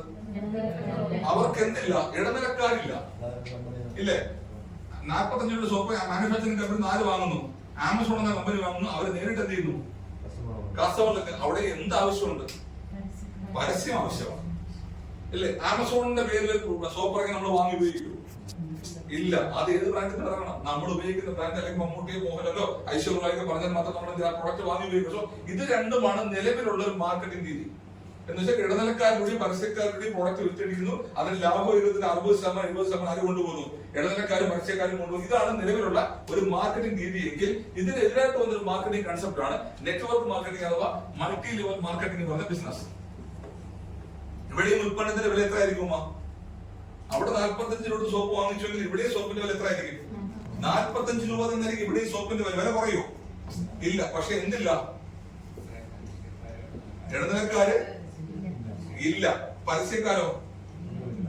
ഇടനിലക്കാരും ഉണ്ട്, പരസ്യക്കാരുണ്ട്. നിലവിലുള്ള പരസ്യക്കാരെ മാറ്റിട്ട് ആര് അത് ഏറ്റെടുത്തത്? ആരാണോ പ്രൊഡക്റ്റ് വാങ്ങി ഉപയോഗിക്കുന്നത് ആ ആള് ഇടനിലക്കാരനായിട്ട് മാറുന്നു. ആ ആള് തന്നെ എന്ത് ചെയ്യുന്നു? പ്രോഡക്റ്റിന്റെ പരസ്യക്കാരനായിട്ട് മാറുന്നു. അങ്ങനെയാണെങ്കിൽ ആ നേരത്തെ കൊടുത്തുകൊണ്ട് 60-70% ലാഭം ആർക്ക് കിട്ടും? ആരാണോ ഇത് ചെയ്യുന്നത്, ഇടനിലക്കാരാണോ ചെയ്യുന്നത്, പരസ്യമാരാണോ ചെയ്യുന്നത്, അവരിലേക്ക് എത്തുന്ന ടെക്നിക്ക്. ഈ ടെക്നിക്കിന്റെ പറയുന്ന പേരാണ് മൾട്ടി ലെവൽ മാർക്കറ്റിംഗ്. ഇവിടെ കാണാം ക്ലാസിക് പ്രൊഡക്റ്റ് വാങ്ങിച്ചു കഴിഞ്ഞാൽ എന്ത് ചെയ്യാൻ പറ്റും? ഉപയോഗിച്ച് ഇഷ്ടപ്പെട്ടു കഴിഞ്ഞാൽ അത് മാഡത്തിന്റെ പേര് ഷൈല മാഡത്തിന് കൊടുക്കുന്നു. 45 പ്രൊഡക്റ്റ് മാഡത്തിന്റെ ഗൾഫിൽ കൊടുക്കുന്നു. മാഡത്തിന്റെ കെയർ ഓഫിൽ കൊടുത്തുകൊണ്ട് അതിന്റെ ലാഭം ആരാ കൊണ്ടുതരുന്നു? നസീമ മാഡത്തിന് അതിന്റെ ലാഭവിഹിതം കമ്പനി എത്തിച്ചേരുന്നു. എന്ന് വെച്ചാൽ ഇവിടെ എന്തില്ല? ആൾക്കാരെ ചേർക്കുന്ന പരിപാടിയോ പണം പങ്കിടുന്ന പരിപാടിയോ ഇല്ല. പ്രോഡക്റ്റ് വിറ്റഴിയുന്നു, അതിന്റെ ലാഭവിഹിതം ആരാണോ അതിനുവേണ്ടി ശ്രമിച്ചത്, ആരാണോ ഇടനിലക്കാരൻ പ്രവർത്തിച്ചത്, ആരാണോ പരസ്യക്കാരൻ പ്രവർത്തിച്ചത്, അതിന്റെ ലാഭവിഹിതം അവർക്ക് കൊടുക്കുന്നു. ഇതാണ് ഈ ബിസിനസിന്റെ വ്യത്യാസം. അല്ലെങ്കിൽ അതാണ് ഈ ബിസിനസ് നമുക്ക് ലാഭം. അല്ലാതെ ഇവിടെ എന്തില്ല? നെറ്റ്വർക്ക് മാർക്കറ്റിംഗിൽ multi level marketing direct selling എന്തില്ല? ആളെ ചേർക്കുന്ന പരിപാടി ഇല്ല. പല ആൾക്കാരും നിങ്ങൾ ബിസിനസ്സുമായി സമീപിക്കുവാൻ പറയുന്ന പേരുണ്ട്. ഇതെന്ത് പരിപാടിയാണ്? ആളെ ചേർക്കുന്ന പരിപാടിയാണ്. വേറൊരു വാക്കോട് പറയും മണി ചെയിൻ അല്ലേ? അപ്പൊ ഇതൊക്കെ അറിഞ്ഞിരിക്കട്ടെ. എന്താ മണി ചെയിൻ? ഒരാൾ ചോദിക്കുമ്പോൾ നമ്മൾ സ്റ്റക്കായി പോകുന്ന ചില ചോദ്യങ്ങളാണ് ഈ പറഞ്ഞത്. ഇത് മണി ചെയിൻ അല്ലേ എന്ന് പറയും. അപ്പൊ എന്ത് ചെയ്യണം? നമ്മളിത് നമ്മൾ അറിഞ്ഞിരിക്കണം. എന്താണ് മണി ചെയിൻ? എന്ന് വെച്ചാൽ ഉൽപ്പന്നമോ സാധനങ്ങളോ സർവീസോ ഇല്ല, സേവനങ്ങളോ ഇല്ലാതെ ആൾക്കാരുടെ കയ്യിൽ പണം മാത്രം വാങ്ങിയിട്ട് അതിന്റെ ലാഭവിഹിതം കൊടുക്കുന്ന പരിപാടിക്ക് പറഞ്ഞ പേരാണ് മണി ചെയിൻ. അങ്ങനെ നിങ്ങൾക്ക് നിലവിൽ പരിചയമുള്ള എന്തെങ്കിലും സ്ഥാപനങ്ങളുണ്ടോ? ഉണ്ടോ? ബാങ്കിങ് മേഖല മണി ചെയിന്റെ പരിധി വരില്ലേ? എന്ത് ഉൽപ്പന്നമാണ് തരുന്നത്? ലാഭമല്ലേ? എന്തെങ്കിലും ഉൽപ്പന്നം തരുന്നുണ്ടോ? അങ്ങനെയാണെങ്കിൽ ബാങ്കിങ് മേഖല മണി ചെയിൻ അല്ലേ? നമ്മുടെ ഇപ്പൊ ഞാനാണ് സതീഷ് സാറിന്റെ കയ്യിൽ പൈസ ഉണ്ട്. സതീഷ് സാർ 10 ലക്ഷം രൂപ 1 കോടി ബാങ്കിൽ കൊണ്ട് ചെയ്തു ഫിക്സഡ് ഡെപ്പോസിറ്റ് ഇടുന്നു. ഞാൻ ലോണിന് പോകുമ്പോൾ അതിന് 10 ലക്ഷം രൂപ ആർക്ക് തരുന്നു? എനിക്ക് തരുന്നു. എന്റെ പലിശ ഉൾപ്പെടെ വാങ്ങിയിട്ട് അതിന്റെ ചെറിയ ശതമാനം ആർക്ക് കൊടുക്കുന്നു? പക്ക മണി ചെയിൻ അല്ലേ? ആണല്ലോ. ഇൻഷുറൻസ് മേഖല. അപ്പൊ ഇത് നമ്മൾ അറിഞ്ഞിരുന്നാലേ പറയാൻ പറ്റും. ഇൻഷുറൻസ് മേഖല മണി ചെയിൻ ആണോ അല്ലേ സാറേ? സതീഷ് സാർ ആണോ അല്ലയോ? ഇൻഷുറൻസ് വർക്ക് ചെയ്തല്ലേ? 1000 പേരുടെ കയ്യിൽ നിന്ന് പണം വാങ്ങുന്നു, 10 പേർക്ക് അപകടം വരുമ്പോ കൊടുക്കുന്നു. പക്ക മണി ചെയിൻ അല്ലേ? ശരിയല്ലോ? പക്ഷെ അവർക്കൊന്നും എന്തില്ല? മണി ചെയിൻ എന്നുള്ള വിളിപ്പേരില്ല. കാര്യം എന്താ? നേരത്തെ പറഞ്ഞ പോലെ പത്രങ്ങളിൽ ആഡുണ്ട്, ടിവിയിൽ പരസ്യമുണ്ട്. നമുക്കോ അതില്ലാത്തതുകൊണ്ട് നമ്മുടെ ആൾക്കാർ കളിയാക്കാൻ വയ്ക്കുന്ന അതിന് ആ സെൻസിൽ നമ്മൾ എടുത്താൽ മതി. ഇത് മണി ചെയിൻ ബിസിനസ് അല്ല. മണി ചെയിൻ ബിസിനസിന് 1978 നമ്മുടെ അന്തരിച്ച ഉമ്മൻചാണ്ടി സാർ, അദ്ദേഹം നമ്മുടെ ഫിനാൻസ് മിനിസ്റ്റർ ആയ സമയത്ത് അതിനെന്ത് ചെയ്തു? നിയമം മൂലം നിരോധിച്ചിട്ടുണ്ട്. ഇന്ന് ആരാണോ മണി ചെയിൻ ബിസിനസിന്റെ പരിധി വരുന്നത് ആ ബിസിനസിന് അവർക്ക് എന്ത് ചെയ്യാൻ പറ്റും? ജാമ്യമില്ലാത്ത വകുപ്പിലാണ് അവർ എന്ത് ചെയ്യുന്നത്? അകത്ത് പോകും. സോ മണി ചെയിൻ ബിസിനസ് ഇന്ന് ചെയ്യാൻ പറ്റില്ല. അപ്പൊ ആരെങ്കിലും ചോദിച്ചാൽ നമ്മൾ എന്ത് ചെയ്യണം? ഈ കാര്യങ്ങൾ വ്യക്തമായിട്ട് അവരെ പറഞ്ഞ് ബോധ്യപ്പെടുത്തി കൊടുക്കണം. ഇല്ലെങ്കിൽ അവരുടെ മനസ്സിൽ തെറ്റിദ്ധാരണ ഉണ്ടാകും. ഇത് ഇപ്പൊ നമ്മൾ കടന്നു പോകുന്ന കാലഘട്ടം, അങ്ങനെ ഒരു സിറ്റുവേഷനിൽ കടന്നു പോകുന്നത്. അവരോട് ഞാൻ പറയാം. സോ ഇത് മനസ്സിലായി, ഡിഫറൻസ് മനസ്സിലാകും. സോ ഇതാണ് ട്രഡീഷണൽ മാർക്കറ്റിംഗ് ഉള്ള രീതി എന്ന് പറയുന്നത്. ഇത് ഓൺലൈൻ മാർക്കറ്റിംഗ് ആണെങ്കിൽ ഇതിനാണ് നമ്മൾ എന്താ പറയുക? ഡയറക്ട് മാർക്കറ്റിംഗ് അല്ലെങ്കിൽ മൾട്ടിലെവൽ മാർക്കറ്റിംഗ് എന്ന് പറയുന്ന പേരിൽ വിളിക്കുന്നത്. ആ ബിസിനസ്സിലാണ് നമ്മൾ കടന്നുകൊണ്ടിരിക്കുന്നത്. ഇതിന്റെ ഗ്രോത്തും കൂടിയാണ്. നിലവിൽ ട്രഡീഷണൽ മാർക്കറ്റിംഗ് ബിസിനസ് ഈ നിലവിൽ ഈ പോപ്പുലർ മാർക്കറ്റിംഗ് ബിസിനസിന്റെ ഗ്രോത്ത് എന്ന് പറയുന്നത് 68% അതിന്റെ വളർച്ചാ നിരക്ക്. ഓരോ വർഷം കൂടുന്നതോടെ അത് എന്ത് ചെയ്യുന്നു? കൂടി വരികയാണോ കുറഞ്ഞു വരികയാണോ? കുറഞ്ഞു വരികയാണ്. ട്രഡീഷണൽ മാർക്കറ്റിംഗിന്റെ ബിസിനസിന്റെ ഗ്രോത്ത് കുറഞ്ഞു വരികയാണ്. അതേസമയം നെറ്റ്വർക്ക് മാർക്കറ്റിംഗിന്റെ ഗ്രോത്ത് എന്ന് പറയുന്നത് 578% വളർച്ചാ നിരക്ക് കാണിക്കുന്നത്. നിങ്ങൾ ആരും എന്നെ വിശ്വസിക്കേണ്ട. മീറ്റിംഗ് കഴിഞ്ഞ് ട്രെയിനിങ് കഴിഞ്ഞ് നിങ്ങൾക്ക് എന്ത് ചെയ്യാൻ പറ്റും? ഗൂഗിളിലേക്ക് കാരണം അറിയാൻ പറ്റും. 578% വളർച്ചാ നിരക്ക് കാണിക്കുന്ന ഇൻഡസ്ട്രിയുടെ ഭാഗമാണ് നിങ്ങൾ ഓരോരുത്തരും. സോ വളരാൻ സാധ്യത ആർക്കാ കൂടുതൽ? വളരെ ആർക്കാ സാധ്യത കൂടുതൽ? അത്രയും വളർച്ച ഉണ്ടാകാൻ പോകുന്ന ബിസിനസ്സാണ്. ഗവൺമെന്റ് ഓഫ് ഇന്ത്യ പറയുന്നത് 2030 കൂടി 68,000 കോടി രൂപയുടെ ബിസിനസ് ഇന്ത്യയിൽ മാത്രം നടക്കാൻ സാധ്യതയുള്ള ബിസിനസ് ആണ് നെറ്റ്വർക്ക് മാർക്കറ്റിംഗ്. എത്രയാ ബിസിനസ്? 68,000 കോടി. എത്ര നമ്മുടെ ബഡ്ജറ്റ്? ഇതുകൂടി മനസ്സിലാക്കില്ല, ഗ്രോത്ത് മനസ്സിലാക്കാൻ പറ്റില്ലേ? 68,000 കോടി രൂപയുടെ ടേൺ ഓവർ ആണ് 2030 ഗവൺമെന്റ് ഓഫ് ഇന്ത്യ. ഞാൻ പറയുന്നതാണോ അത്? IBC കമ്പനി പറയുന്നതാണോ? നെറ്റ്വർക്ക് മാർക്കറ്റിംഗ് ലീഡേഴ്സ് പറയുന്നതാണോ? ഗവൺമെന്റ് ഓഫ് ഇന്ത്യ എക്സ്പെക്ട് ചെയ്യുന്ന കാര്യം പറഞ്ഞാൽ അവർ പ്രതീക്ഷിക്കുന്ന ബിസിനസ് 68,000 കോടി. അപ്പൊ എവിടെയായിരിക്കും 5 വർഷം കഴിഞ്ഞ് നമ്മുടെ ഭാവി, നമ്മുടെ ഫ്യൂച്ചർ, നമ്മുടെ സാമ്പത്തിക സ്ഥിതി എവിടെയായിരിക്കും? ഒന്ന് മനസ്സിലാക്കിയാൽ ഈ ബിസിനസിന്റെ ഡെപ്ത് നിങ്ങൾക്ക് മനസ്സിലാക്കും. ഇതിനെപ്പറ്റി വളരെ പ്രധാനപ്പെട്ട വാക്കുകൾ 2002 നമ്മുടെ ഇന്ത്യൻ പാർലമെന്റിൽ അന്നത്തെ ഭക്ഷ്യ പൊതുവെ തന്നെ ഉപമന്ത്രി ശ്രീനിവാസ പ്രസാദ് സാർ എഴുതി വായിച്ച സെന്റൻസ് ഉണ്ട്.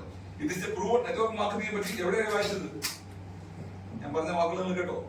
2002 ഇന്ത്യൻ പാർലമെന്റിലാണ് വായിക്കുന്നത്, അതായത് പാളയം മാർക്കറ്റിലല്ല വായിക്കുന്നത്. ഏതെങ്കിലും കൂടി വീണ്ടും സമരത്ത് വായിക്കുന്നത് പാർലമെന്റ് എഴുതി വായിക്കുന്ന കാര്യമാണ്. It is A proven marketing technique successfully implemented more than 100 countries in the world. ലോകത്ത് 100-ലധികം രാജ്യങ്ങളിൽ വിജയകരമായി നടപ്പിലാക്കിയ ബിസിനസ് ആണ് നെറ്റ്വർക്ക് മാർക്കറ്റിംഗ്. ഇന്ത്യൻ പാർലമെന്റിൽ എഴുതി വായിച്ച അവിടെ രേഖകളിലുണ്ട്. ആ ബിസിനസ്സിനാണ് ആര് കടന്നിരിക്കുന്നത്? എന്താ പേര് മേഡം? ശ്രീകല. ഓക്കെ, നമുക്ക് ഒരാളൂടെ ശ്രീകലാവിന് നമുക്ക് അടൂരുണ്ട് അല്ലെ? ഓക്കെ, പറഞ്ഞ മനസ്സിലായി മേഡം. അപ്പൊ ആ ബിസിനസ്സിലേക്കാണ് നമ്മൾ കടന്നു വരുന്നത്. അപ്പൊ ഇതൊരു ചെറിയ ബിസിനസ് ആണോ? നമ്മളെ സംബന്ധിച്ച് അല്ലെങ്കിൽ നിങ്ങളെ സംബന്ധിച്ച് ഇതൊരു ചെറിയ ബിസിനസ്. കാര്യം എന്താ? ഞാനൊരു 6,000 കൊടുത്തു, അല്ലെങ്കിൽ 15,000 കൊടുത്തു, അല്ലെങ്കിൽ 25,000 കൊടുത്തു, കുറച്ച് പ്രോഡക്റ്റ് കിട്ടി, 1-2 പേരെ ജോയിൻ ചെയ്യിപ്പിച്ചു, അല്ലെങ്കിൽ ജോയിൻ ചെയ്ത് ശ്രമിച്ചു, നടന്നില്ല. നമ്മൾ എന്ത് ചെയ്തു? വിട്ടിട്ട് പോയി. നഷ്ടമാർക്ക സംഭവിക്കാൻ പോകുന്നത്. സോ ഇതിന്റെ ഡെപ്ത്, ഇതിന്റെ വ്യാപ്തി നിങ്ങൾക്ക് മനസ്സിലായാൽ മാത്രമേ എന്ത് ചെയ്യാൻ പറ്റുള്ളൂ? ഈ ബിസിനസ് നിങ്ങൾക്ക് വളരാൻ സാധിക്കുകയുള്ളൂ. ക്ലിയർ ആയോ? ഞാൻ ഒരുപാട് ഡീറ്റെയിൽസ് പോകുന്നില്ല. അപ്പോൾ ലോകം ഉറ്റുനോക്കുന്ന ഒരു ബിസിനസ്സാണ്. ഈ കാര്യങ്ങളെല്ലാം ഗൂഗിളിൽ കിടക്കുന്നത്. ഏതൊക്കെ രാജ്യങ്ങളാണോ ഈ ബിസിനസ് സക്സസ്ഫുൾ ആയിട്ട് പഠിച്ച് നിയമം മൂലം നടപ്പിലാക്കിയിട്ടുള്ളത്, ആ രാജ്യങ്ങളൊക്കെ ഇന്ന് സമ്പന്ന രാജ്യങ്ങളുടെ പട്ടികയിലാണ്. നിങ്ങൾക്കറിയാവുന്ന പോലെ 2030 ആകുമ്പോൾ ലോകത്തെ ഏറ്റവും വലിയ സാമ്പത്തിക ശക്തിയായിട്ട് ആര് മാറുമെന്ന് പറയുന്നത്? നിങ്ങൾക്ക് അറിയുന്നുണ്ടോ? 2030 ആകുമ്പോൾ ലോകത്തെ ഏറ്റവും വലിയ സാമ്പത്തിക ശക്തിയായിട്ട് ഇന്ത്യ മാറുമെങ്കിൽ അതിന്റെ പ്രധാന ഘടകമായിട്ട് എക്കണോമിക്സിൽ വിലയിരുത്തുന്ന ബിസിനസ്സാണ് നെറ്റ്വർക്ക് മാർക്കറ്റിംഗ്. അതുകൊണ്ടാണ് 2016 മോദി സർക്കാർ അധികാരത്തിൽ വന്നപ്പോൾ നെറ്റ്വർക്ക് മാർക്കറ്റിംഗിനെ പറ്റി പഠിച്ച് നിയമം നടപ്പിലാക്കാനായിട്ട് ആവശ്യപ്പെട്ടതും 2025 ഫെബ്രുവരി മാസം 17-ാം തീയതി നമ്മുടെ ചന്ദ്രശേഖർ വെച്ചാണ് കേരളത്തിൽ എന്ത് ചെയ്തത്? നിയമം ആദ്യമായിട്ട് നടപ്പിലാക്കിയതും. ഇന്ന് ഇന്ത്യയിൽ നിയമം നടപ്പിലാക്കിയ ഒരേ ഒരു സംസ്ഥാനം കേരളമാണ്. എന്തുകൊണ്ടായിരിക്കും? നിങ്ങൾ ഒരുപക്ഷെ പല പാർട്ടികളും വിശ്വസിക്കുന്ന ആൾക്കാരുണ്ട്. എനിക്കൊരു പ്രത്യേക രാഷ്ട്രീയ പാർട്ടിയോട് മമതയോ ആരോട് വിരോധമൊന്നും ആളല്ല. പക്ഷെ സ്റ്റിൽ ഞാൻ പറയാണ്, നമ്മുടെ നാട്ടിൽ ഇപ്പൊ ഭരിക്കുന്ന ആരാണ്? ഇടതുപക്ഷ സർക്കാരാണ്. എന്ത് വന്നാലും അവരെന്താ പറയുന്നത്? എന്ത് പറഞ്ഞാലും എതിർക്കുന്നവർ പോലും അക്സെപ്റ്റ് ചെയ്തുവെങ്കിൽ ഇതിന്റെ സാധ്യത എത്രത്തോളം വലുതായിരിക്കും? ഇല്ലേ? വിഴിഞ്ഞം സീപോർട്ട് എന്ന് പറഞ്ഞ എതിർത്തില്ലേ? നെടുമ്പാശ്ശേരി എയർപോർട്ട് എതിർത്തില്ലേ? ഗേറ്റ് പദ്ധതി എന്ത് വന്നാലും അവരുടെ നേച്ചറാണ്, അവരുടെ കുറ്റം പറയില്ല, അവരുടെ രീതി അതാണ്. അവര് പോലും പഠിച്ച് നടപ്പിലാക്കിയെങ്കിൽ IAS, IPS ഉൾപ്പെടെയുള്ള ആൾക്കാര് അതിന്റെ മോണിറ്ററിംഗ് മെക്കാനിസം ഭാഗമായിട്ട് ഒരു മന്ത്രി ഉൾപ്പെടെ ഇപ്പോൾ ഉണ്ടെങ്കിൽ ഈ ബിസിനസ് സാധ്യത ചെറുതാണോ വലുതാണോ? ചെറുതാണോ വലുതാണോ? ഇത് ആർക്ക് മനസ്സിലാകണം? ആർക്കാണോ മനസ്സിലാകുന്നത് അവർ ഈ ബിസിനസ് എന്ത് ചെയ്യും? വിജയിക്കും. ഇപ്പൊ എന്റെ മുന്നിൽ ഇപ്പൊ നിങ്ങളെ 25ഓളം പേര് ഇരിപ്പുണ്ട്. ഈ 25 പേര് ഈ ബിസിനസ്സിൽ വിജയിക്കുമെന്നുള്ള പ്രതീക്ഷ എനിക്കുണ്ടോ? വിജയിക്കണമെന്ന് ആര് വിചാരിക്കണം? അവനവൻ തന്നെ വിചാരിക്കും. ക്ലാസ്സിൽ ഒരു ക്ലാസ് റൂമിൽ ക്ലാസ് എടുക്കുന്ന പോലെ 30-35 കുട്ടികളുണ്ടാവും, ഇല്ലേ? ഒരു അധ്യാപകൻ ക്ലാസ് എടുക്കുമ്പോൾ എല്ലാവർക്കും വേണ്ടിയാണ് എന്ത് ചെയ്യുന്നത്? ആ കാര്യങ്ങൾ പറയുന്നത്. ആരാണോ അതിൽ ഫസ്റ്റ് ആവുന്നത് അത് ആ കുട്ടിയുടെ മിടുക്ക് കൊടുക്കണം. അല്ല അധ്യാപകം പഠിപ്പിക്കുന്ന കുഴപ്പമാണോ? ഇത് മനസ്സിലാക്കുന്നതിലൂടെ, അത് പ്രാക്ടീസ് ചെയ്യുന്നതിലൂടെ മിടുക്കുകൊണ്ടാണ് ആ കുട്ടി ഫസ്റ്റ് എത്തുന്നത്. അതുപോലെ ഇതിനകത്ത് ആർക്ക് വിജയിക്കണമെന്ന് നിങ്ങൾ ആഗ്രഹിക്കുന്നു, അതുപോലെ നിങ്ങൾ ആ ആൾക്കാർക്ക് എന്ത് ചെയ്യാൻ പറ്റും? ഈ ബിസിനസ് വിജയിക്കാൻ പറ്റും. കാര്യം എന്താ? ബിസിനസ്സിനകത്ത് വരുമ്പോൾ എന്താ ഇവിടെ വരുമാനം കൂടുതലുള്ള കാര്യം? എന്തുകൊണ്ടാണ് ബിസിനസ്സിൽ വരുന്ന വരുമാനം കൂടുതൽ കിട്ടുന്ന ഉമ്മ? സാധാരണക്കാരന്റെ വരുമാന മാർഗം എന്തൊക്കെയാ? നിലവിൽ നമ്മുടെ നാട്ടിലുള്ള വരുമാന മാർഗം സാധാരണക്കാരുടെ വരുമാന മാർഗം എന്തൊക്കെയാ സാറേ? ഒരു 18 വയസ്സോ 20 വയസ്സോ 22 വയസ്സോ കഴിഞ്ഞ് വിദ്യാഭ്യാസം കഴിഞ്ഞ് പുറത്ത് ജോലിക്ക് അല്ലെങ്കിൽ പുറത്തിറങ്ങുമ്പോൾ നമ്മുടെ മുന്നിലേക്ക് ആദ്യം വരുന്ന കാര്യം, തിരുവനന്തപുരത്തുകാരാണെങ്കിൽ ആദ്യം എന്തിനു ശ്രമിക്കുള്ളൂ? ഏത് ജോലി? സർക്കാർ ജോലി. 35 വയസ്സ് വരെ എന്ത് ചെയ്യും? എഴുതി തിരുവനന്തപുരത്ത് നിന്ന് കാസർഗോഡൊക്കെ പരീക്ഷ എഴുതി ജീവിതത്തിന്റെ പകുതി തീർന്നിട്ട്. ശരിയല്ലേ? ഫസ്റ്റ് പ്രിഫറൻസ് ഗവൺമെന്റ് ജോലിയാണ്, അല്ലെ? എന്തുകൊണ്ടാണ് പ്രിഫറൻസ് കൊടുത്തോളൂ? നമ്മള് മരിക്കുന്നത് വരെ ഉണ്ടോ? ഇപ്പോ അറിയില്ലെങ്കിൽ അത് ചെയ്യണം. ഇതൊക്കെ അപ്ഡേറ്റ് ഇപ്പൊ ഉണ്ടോ ജോലിക്ക് കയറുന്നുണ്ട്? 2014 ഓർമ്മ ശരിയാണ്, 2014 മുതൽ ജോലിക്ക് കയറുന്ന ഒരു ആൾക്കാർക്കും എന്തില്ല, പെൻഷൻ ഇല്ല. ഇത് അറിയാതെ ഇപ്പോഴും ആൾക്കാർ എന്ത് ചെയ്യുന്നുണ്ട്, മരിക്കുന്നവരെ പെൻഷൻ കിട്ടുന്നത് പോകുന്നുണ്ടല്ലേ. ഒരുപക്ഷെ സർക്കാർ ജോലി കിട്ടിയില്ലെങ്കിലോ, അല്ലെങ്കിൽ ഞാൻ ഇവിടെ സർക്കാർ ജോലി തന്നെ കയറുന്നു, നിങ്ങളുടെ അറിവിൽ ആഗ്രഹിച്ചതുപോലെ സ്വപ്നം കണ്ടതുപോലെ ജീവിക്കുന്ന സർക്കാർ ഉദ്യോഗസ്ഥന്റെ പേര് പറയാമോ? ഇതല്ലോ, പുറകിന്ന് വാങ്ങുന്ന കാശൊന്നും കൂട്ടില്ല, നേരെ വരുന്ന കാശ് മാത്രം കൂട്ടിട്ട് അല്ലേ. നിലവിലുള്ള സർക്കാർ ജോലി ആഗ്രഹിക്കുന്ന ഒരു സ്വപ്നം കാണുന്ന ജീവിക്കുന്നത്. കാരണം അങ്ങനെ പറഞ്ഞപ്പോൾ ഒരുപാട് പേര് പറയാം. അവിടെ ആ വീട് വെച്ചാൽ പേര് പറയാമായിരുന്നു. അദ്ദേഹം 10,000 സ്ക്വയർ ഫീറ്റ് വീട് വെച്ചത് എന്റെ കയ്യിൽ ഉത്തരവില്ല. കാര്യം എന്താ, അത് സർക്കാർ ജോലിയിലൂടെ അല്ല നേടുന്നത്. സർക്കാർ ജോലിയിൽ നിൽക്കുന്ന ആ റാങ്കിനെ അദ്ദേഹം ദുരുപയോഗിച്ചു എന്നാണ് പൊതുവെ പറഞ്ഞ് എനിക്കറിയില്ല. സോ സർക്കാർ ജോലിയിൽ നിൽക്കുന്ന ആരെങ്കിലും അവരുടെ ആഗ്രഹങ്ങൾക്കോ സ്വപ്നങ്ങൾക്കോ അനുസരിച്ച് ജീവിക്കുന്നത് നിങ്ങൾക്ക് പരിചയമുണ്ടോ? ഒരാളെ പേര് പറയും, ഉണ്ടെങ്കിൽ നിങ്ങളുടെ ബന്ധത്തിലെ ബന്ധിച്ചുണ്ടെങ്കിൽ പറയും. ഉണ്ടോ വേണം? ഉണ്ടോ സാറേ? പേരെന്താ സാറേ? ഉണ്ടോ സാറേ? ഞാൻ ഈ തെറ്റുകൊണ്ട് ഇതിൽ കണ്ടു. ഞാൻ എല്ലാം അറിയുന്ന ആളൊന്നുമല്ല. അപ്പൊ അത് കിട്ടിയില്ലെങ്കിൽ രണ്ടാമത്തെ പ്രിഫറൻസ് എന്താ? എന്ത് ജോലിയാണോ കിട്ടുന്നത് അതിന് പോകും. ICICI ബാങ്കിലോ HDFC ബാങ്കിലോ അല്ലെങ്കിൽ ഏതെങ്കിലും ഇൻഷുറൻസ് കമ്പനികളിലോ സ്വകാര്യ സ്ഥാപനങ്ങളിലോ ജോലിക്ക് പോവുക. അവിടെ എന്തൊരു തടസ്സം വരും? രണ്ട് കാര്യം ഉണ്ടാവും. ഒന്ന്, ജോലി സമയം ആര് തീരുമാനിക്കും? ആരാണോ വരുമാനം, ജോലി ശമ്പളം തരുന്ന ആളെ തീരുമാനിക്കും. ജോലി സമയം ആള് തീരുമാനിക്കും. ശരിയോ തെറ്റോ? രണ്ടാമത്, വരുമാനം ആര് തീരുമാനിക്കും? ഇല്ല. ഞാനിപ്പോ ഒരു കാര്യം കൂടെ പറഞ്ഞു. ഞാൻ കഴിഞ്ഞ ചൊവ്വാഴ്ച വയനാട് പോയിരുന്നു. ബെൻസ് ഹോസ്പിറ്റൽ കേട്ടിട്ടുണ്ട്, Malabar institute of medical science നിക്കുന്നുണ്ട്. അവിടുത്തെ ഡയറക്ടർ ബോർഡ് അംഗമായിരുന്ന ഈപ്പൻ കോച്ച് സാർ നമ്മുടെ ഇവിടെ ബിസിനസ്സിൽ അസോസിയേറ്റ് ചെയ്ത് നിങ്ങൾ അറിഞ്ഞിട്ടുണ്ടോ? അദ്ദേഹത്തിന്റെ മാസമുള്ള ശമ്പളം എന്ന് പറയുന്നത് 3.5 ലക്ഷം മുതൽ 4 ലക്ഷം രൂപ വരെയാണ് അദ്ദേഹത്തിന്റെ മാസ ശമ്പളം അവിടെ നിന്ന് കിട്ടുന്നത്. അദ്ദേഹം ആ ജോലി മടുത്തിരിക്കുക. കഴിഞ്ഞ 5 വർഷം കൊണ്ട് അദ്ദേഹം ആ ജോലിയിൽ നിന്ന് മാറാൻ ആഗ്രഹിക്കുന്നു. അദ്ദേഹത്തെ മാറാൻ പറ്റുന്നില്ല, മടുത്തിരിക്കുകയാണ്. കാര്യം എന്താ സാറേ, ഒരു 12 മണിക്കെങ്കിലും ഒന്ന് കിടന്ന് ഉറങ്ങണ്ടേ? അവര് കുറച്ച് ക്വാർട്ടേഴ്സിലാണ് കിടക്കുന്നത്. 10 മണിയായാലും 11 മണിയായാലും 12 മണി 1 മണിയായാലും എന്ത് ചെയ്യും? എമർജൻസി. അദ്ദേഹം വളരെ പ്രശസ്തനായിട്ടുള്ള ഒരു പ്ലാസ്റ്റിക് സർജനാണ്. നമ്മുടെ സിനിമാ താരം ആശാ ശരത്തിനൊക്കെ പ്ലാസ്റ്റിക് സർജറി ചെയ്ത പുള്ളിയാണ്. ജയറാമേട്ടന് പ്ലാസ്റ്റിക് സർജറി ചെയ്ത പുള്ളിയാണ്. ജനറൽ സർജനും കൂടിയാണ് പുള്ളി. അപ്പൊ ഒന്ന് പോയി കിടന്നു കഴിഞ്ഞാൽ പുള്ളി എന്ത് ചെയ്യും? അപ്പൊ വിളിക്കും. വരുമാനം ഉണ്ടോ ചോദിച്ചാൽ ഉണ്ട്. പക്ഷെ എന്ത് ചെയ്യാൻ പറ്റുന്നില്ല. ബാങ്ക് അക്കൗണ്ട് അതുണ്ട്, പക്ഷെ എന്ത് ചെയ്യാൻ പറ്റുന്നില്ല, ആസ്വദിക്കാൻ പറ്റുന്നില്ല. 360 ദിവസം ജോലി. ലീവ് എടുക്കണമെങ്കിൽ മിനിമം 3 ആഴ്ച മുമ്പ് എന്ത് ചെയ്യണം? റിപ്പോർട്ട് ചെയ്യണം. എവിടെ പോലും ഫോണിൽ ആളിനെ കിട്ടണം, അവൈലബിൾ. ഇതൊക്കെ കണ്ടീഷൻസ് പുള്ളി നേരിട്ട് പറഞ്ഞാട്ടോ. കണ്ടീഷൻ നിങ്ങൾക്ക് കാണാൻ പറ്റും. പുള്ളി നമ്മുടെ പ്രോഡക്റ്റ് ട്രെയിനറിലൊക്കെ കമ്പനിയുടെ പ്രോഡക്റ്റ് ട്രെയിനറിലൊക്കെ ജോയിൻ ചെയ്യാൻ പോവാണ്. സോ ഇതാണ് അവരുടെ വരുമാനം തീരുമാനിക്കും. അവർ തീരുമാനിക്കും, ജോലി സമയം തീരുമാനിക്കും, അവര് തീരുമാനിക്കുന്നു. ഇത് രണ്ടും കിട്ടിയില്ല. അടുത്ത മാർഗം എന്താ? മൂന്നാമത്തെ മാർഗം എന്താ? ഗൾഫിലേക്ക് പോവുക അല്ലെ? ശരിയോ തെറ്റോ? ഒരു 20-25 വയസ്സ് നിങ്ങളുടെ വീട്ടിലെ ആൾക്കാർ അങ്ങനെയല്ലേ ചെയ്യുന്നത്. ഒന്ന് ഇവിടെ ജോലിക്ക് ശ്രമിക്കും, കിട്ടിയില്ലെങ്കിൽ പ്രൈവറ്റ് ജോലിക്ക് ശ്രമിക്കും, അത് കിട്ടിയില്ലെങ്കിൽ ഗൾഫിലേക്ക് പോവുക എന്ന് പറയാം അല്ലെ? ഇപ്പൊ അങ്ങോട്ട് പോകുന്നതാണോ കൂടുതൽ, ഇങ്ങോട്ട് വരുന്നതാണോ കൂടുതൽ? അങ്ങോട്ട് പോകുന്ന ആൾക്കാർ തിരിച്ചു വന്നെങ്കിൽ ഇവിടുന്ന് കല്യാണം കഴിച്ചാണെങ്കിൽ ഭാര്യയുടെ കെട്ടുതാൽ ഇവിടെ പണയം വെച്ചാണ് എന്ത് ചെയ്യുന്നത്, അല്ലെങ്കിൽ വിട്ടിട്ടാണ് എന്ത് ചെയ്യുന്നത്. ശരിയോ തെറ്റോ ഷോ സാറേ? ഇല്ല, തിരിച്ചു വരുന്ന അവസ്ഥ. അപ്പൊ ഇന്നത്തെ കാലഘട്ടത്തിൽ അങ്ങോട്ട് പോയിട്ട് കാര്യമുണ്ടോ? നാലാമത്തെ മേഖല എന്താ? വരുമാനം, കാർഷിക മേഖല. അത് കേരളത്തിൽ ഇനി ഓടും. കേരളത്തിൽ ഇനി പോകുന്ന കാര്യമാണോ? അഞ്ചാമത്തെ കാര്യം എന്താ? ബിസിനസ്. എന്തൊക്കെ റിസ്ക് ഉണ്ട്? ഒന്നാമത്തെ കാര്യം ഹ്യൂജ് ക്യാപിറ്റൽ, വലിയൊരു മുതൽ മുടക്കം നമ്മുടെ കയ്യിൽ വേണം അല്ലെ? അവിടെ റിസ്കിന് സാധ്യത ഉണ്ടോ ഇല്ലയോ? ഒരു ബിസിനസ് തുടങ്ങാൻ ഏറ്റവും ചുരുങ്ങിയ ലെവലിൽ ഒരു ബിസിനസ് തുടങ്ങണമെങ്കിൽ പോലും മിനിമം എത്ര ലക്ഷം രൂപ വേണമോ? എത്ര വേണമോ? എത്ര വേണം ഒരു ബിസിനസ് തുടങ്ങണമെങ്കിൽ? 1 ലക്ഷം രൂപ ബിസിനസ് തുടങ്ങാൻ പറ്റും. അല്ല, അദ്ദേഹത്തിന്റെ അഭിപ്രായം പറഞ്ഞല്ലേ, ഇന്ന് തുടങ്ങാൻ പറ്റും. എന്റെ ഒരു എക്സ്പീരിയൻസിൽ മിനിമം ഒരു 10 ലക്ഷം ഉണ്ടെങ്കിലേ ഒരു ബിസിനസ്സിലേക്ക് നമുക്ക് എന്ത് ചെയ്യാൻ പറ്റും. കാര്യം ഒരു സ്ഥാപനം എടുക്കണമെങ്കിൽ തന്നെ ഇന്ന് അഡ്വാൻസ് 5 ലക്ഷത്തിൽ കുറച്ച് അഡ്വാൻസിലുള്ള സ്ഥാപനങ്ങളില്ല. പിന്നെ അവിടേക്ക് എന്ത് വേണം? പ്രോഡക്റ്റ് ഇറക്കാനുള്ള കാശ് നമ്മുടെ കയ്യിൽ ഉണ്ടാവണം. രണ്ടാമത്തെ കാര്യം, ഇത് രണ്ടും മാത്രം കൊണ്ട് വിജയിക്കാൻ പറ്റുമോ? 10 ലക്ഷം കയ്യിൽ കൊണ്ട് വിജയിക്കാൻ പറ്റുമോ? ഇല്ല. എന്ത് വേണം? എന്ത് ബിസിനസ് ആണോ കാലഘട്ടത്തിനനുസരിച്ച് ബിസിനസ് തിരഞ്ഞെടുക്കാൻ നമ്മുടെ സാധിക്കണം അല്ലെ? മൂന്നാമത്തെ കാര്യം എന്താ? ആ ബിസിനസ്സിൽ നമുക്ക് എന്തുണ്ടാവണം? എക്സ്പീരിയൻസ് ഉണ്ടാവണം. നിങ്ങൾക്ക് അറിയാവുന്ന പല ആൾക്കാരും ഗൾഫിൽ വന്നിട്ട് ഹോട്ടൽ തുടങ്ങിയിട്ടുണ്ട് അല്ലെ? വലിയ ആവേശം തുടങ്ങിയിട്ട് 3 മാസം കഴിഞ്ഞ് എന്ത് ചെയ്യും? എന്തുകൊണ്ടാ കൂട്ടി പോകുന്നത്? ആളുടെ കയ്യിൽ കാശുണ്ട്, നല്ല ലൊക്കേഷനിൽ കട എടുത്തു, നല്ല ഫുഡും കൊടുത്തു, നല്ല സർവീസും കൊടുത്തു. എന്തുകൊണ്ട് കൂട്ടിപ്പോയി? ഒരു ദിവസം പൊറോട്ട അടിക്കുന്ന വന്നില്ല, അന്ന് പൊറോട്ട ഇല്ല. ഒരു ദിവസം ചായ അടിക്കുന്ന വന്നില്ല, അന്ന് ചായ ഇല്ല. സ്വാഭാവികമായിട്ട് ആ കടയിലേക്ക് നമ്മളാണെങ്കിൽ പോകും. പിന്നെ അവിടെ വിശ്വസിച്ച് പോകാൻ പറ്റില്ല, അവിടെ ആ സാധനം കാണില്ല. ശരി. അപ്പൊ എക്സ്പീരിയൻസ് നിർബന്ധമായ കാര്യമാണ്. നാലാമത്തെ കാര്യം എന്താ? കേരളം പോലൊരു സ്റ്റേറ്റ്, കളിയാക്കി പറയാലോ, കേരളം പോലൊരു സ്റ്റേറ്റ് ആയതുകൊണ്ട് തന്നെ സാധാരണ ഒരു പോലീസ് കോൺസ്റ്റബിളിനെ മുതല് ഒരു പൊടി പിടിച്ച് കിടക്കുന്ന ഏതെങ്കിലും രാഷ്ട്രീയ പാർട്ടിക്കാരനെ വരെ എന്ത് ചെയ്യണം? ഭയക്കണം. പേടിക്കുന്നു വേണ്ടിയോ? കീറ്റക്സിന്റെ എക്സാമ്പിൾ നിങ്ങൾക്ക് അറിയാമായിരിക്കും അല്ലെ. 4000 പേർക്ക് തൊഴിൽ കൊടുത്ത സ്ഥാപനം പുള്ളി വരെ എന്ത് ചെയ്തു, നാട് വിട്ട് പോകുന്ന അവസ്ഥ വന്നു. അപ്പൊ നമ്മുടെ നാട്ടിൽ ഒരുപാട് റിസ്ക് ഉണ്ട്. പിന്നെ എന്തൊക്കെയുണ്ട്, എല്ലാ മാസവും കറണ്ട് ബില്ല് കൂടിക്കൊണ്ടിരിക്കുകയാണ്, വാട്ടർ ചാർജ് കൂടിക്കൊണ്ടിരിക്കുകയാണ്, വാടക കൂടി, ഒരുപാട് കാര്യങ്ങളെല്ലാം നമുക്ക് ബാരിയേഴ്സ് ആണ്. ഒരു ബിസിനസ്സിലേക്ക് വന്ന് വിജയിക്കാനുള്ള സാധ്യത കൂടുതലാണ്, കുറവാണ്. കാര്യം എന്താ, ഈ പറഞ്ഞ ഫാക്ടേഴ്സ് എല്ലാം കൂടി എന്ത് ചെയ്യണം, മാച്ച് ആയി വരണം അല്ലെ. എന്താ ശരിക്കും വ്യത്യാസം വരുന്നത്? ഞാൻ നിങ്ങളോട് ചോദിക്കുകയാണ്, നിങ്ങൾ IBC എന്ന കമ്പനിയിലേക്ക് വന്നു, ചിലരെല്ലാം 2000 പ്രൊഡക്റ്റ് ഇറങ്ങി വന്നു, അല്ലെങ്കിൽ 6000 30,000 പ്രൊഡക്റ്റ് ജോയിൻ ചെയ്ത ആൾക്കാരും ബിസിനസ് അല്ലേ. 30,000 പ്രൊഡക്റ്റ് ബിസിനസ് സ്റ്റാർട്ട് ചെയ്തു. ബസ് എക്സാമ്പിൾ ഉഷാറിന്റെ അടുത്ത് പറയുക, മാഡം ബിസിനസ് സ്റ്റാർട്ട് ചെയ്തു, 6 മാസം 1 വർഷം കഴിഞ്ഞ് മാഡം ബിസിനസ് നിർത്തി വിചാരിക്കുക, നാട്ടുകാരെന്താ പറയുക, ബന്ധുക്കളും പരിചയക്കാരും എന്താ പറയുക?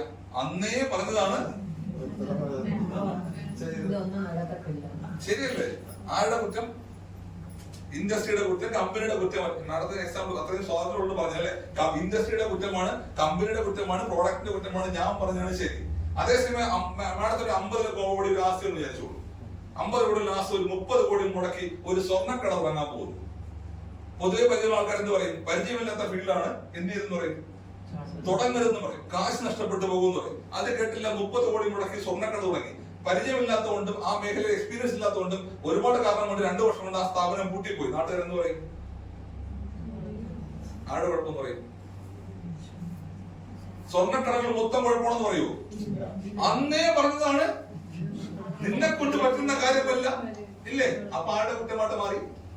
30 കോടി മുടക്കി പരാജയപ്പെട്ട ആരുടെ കുറ്റമായി?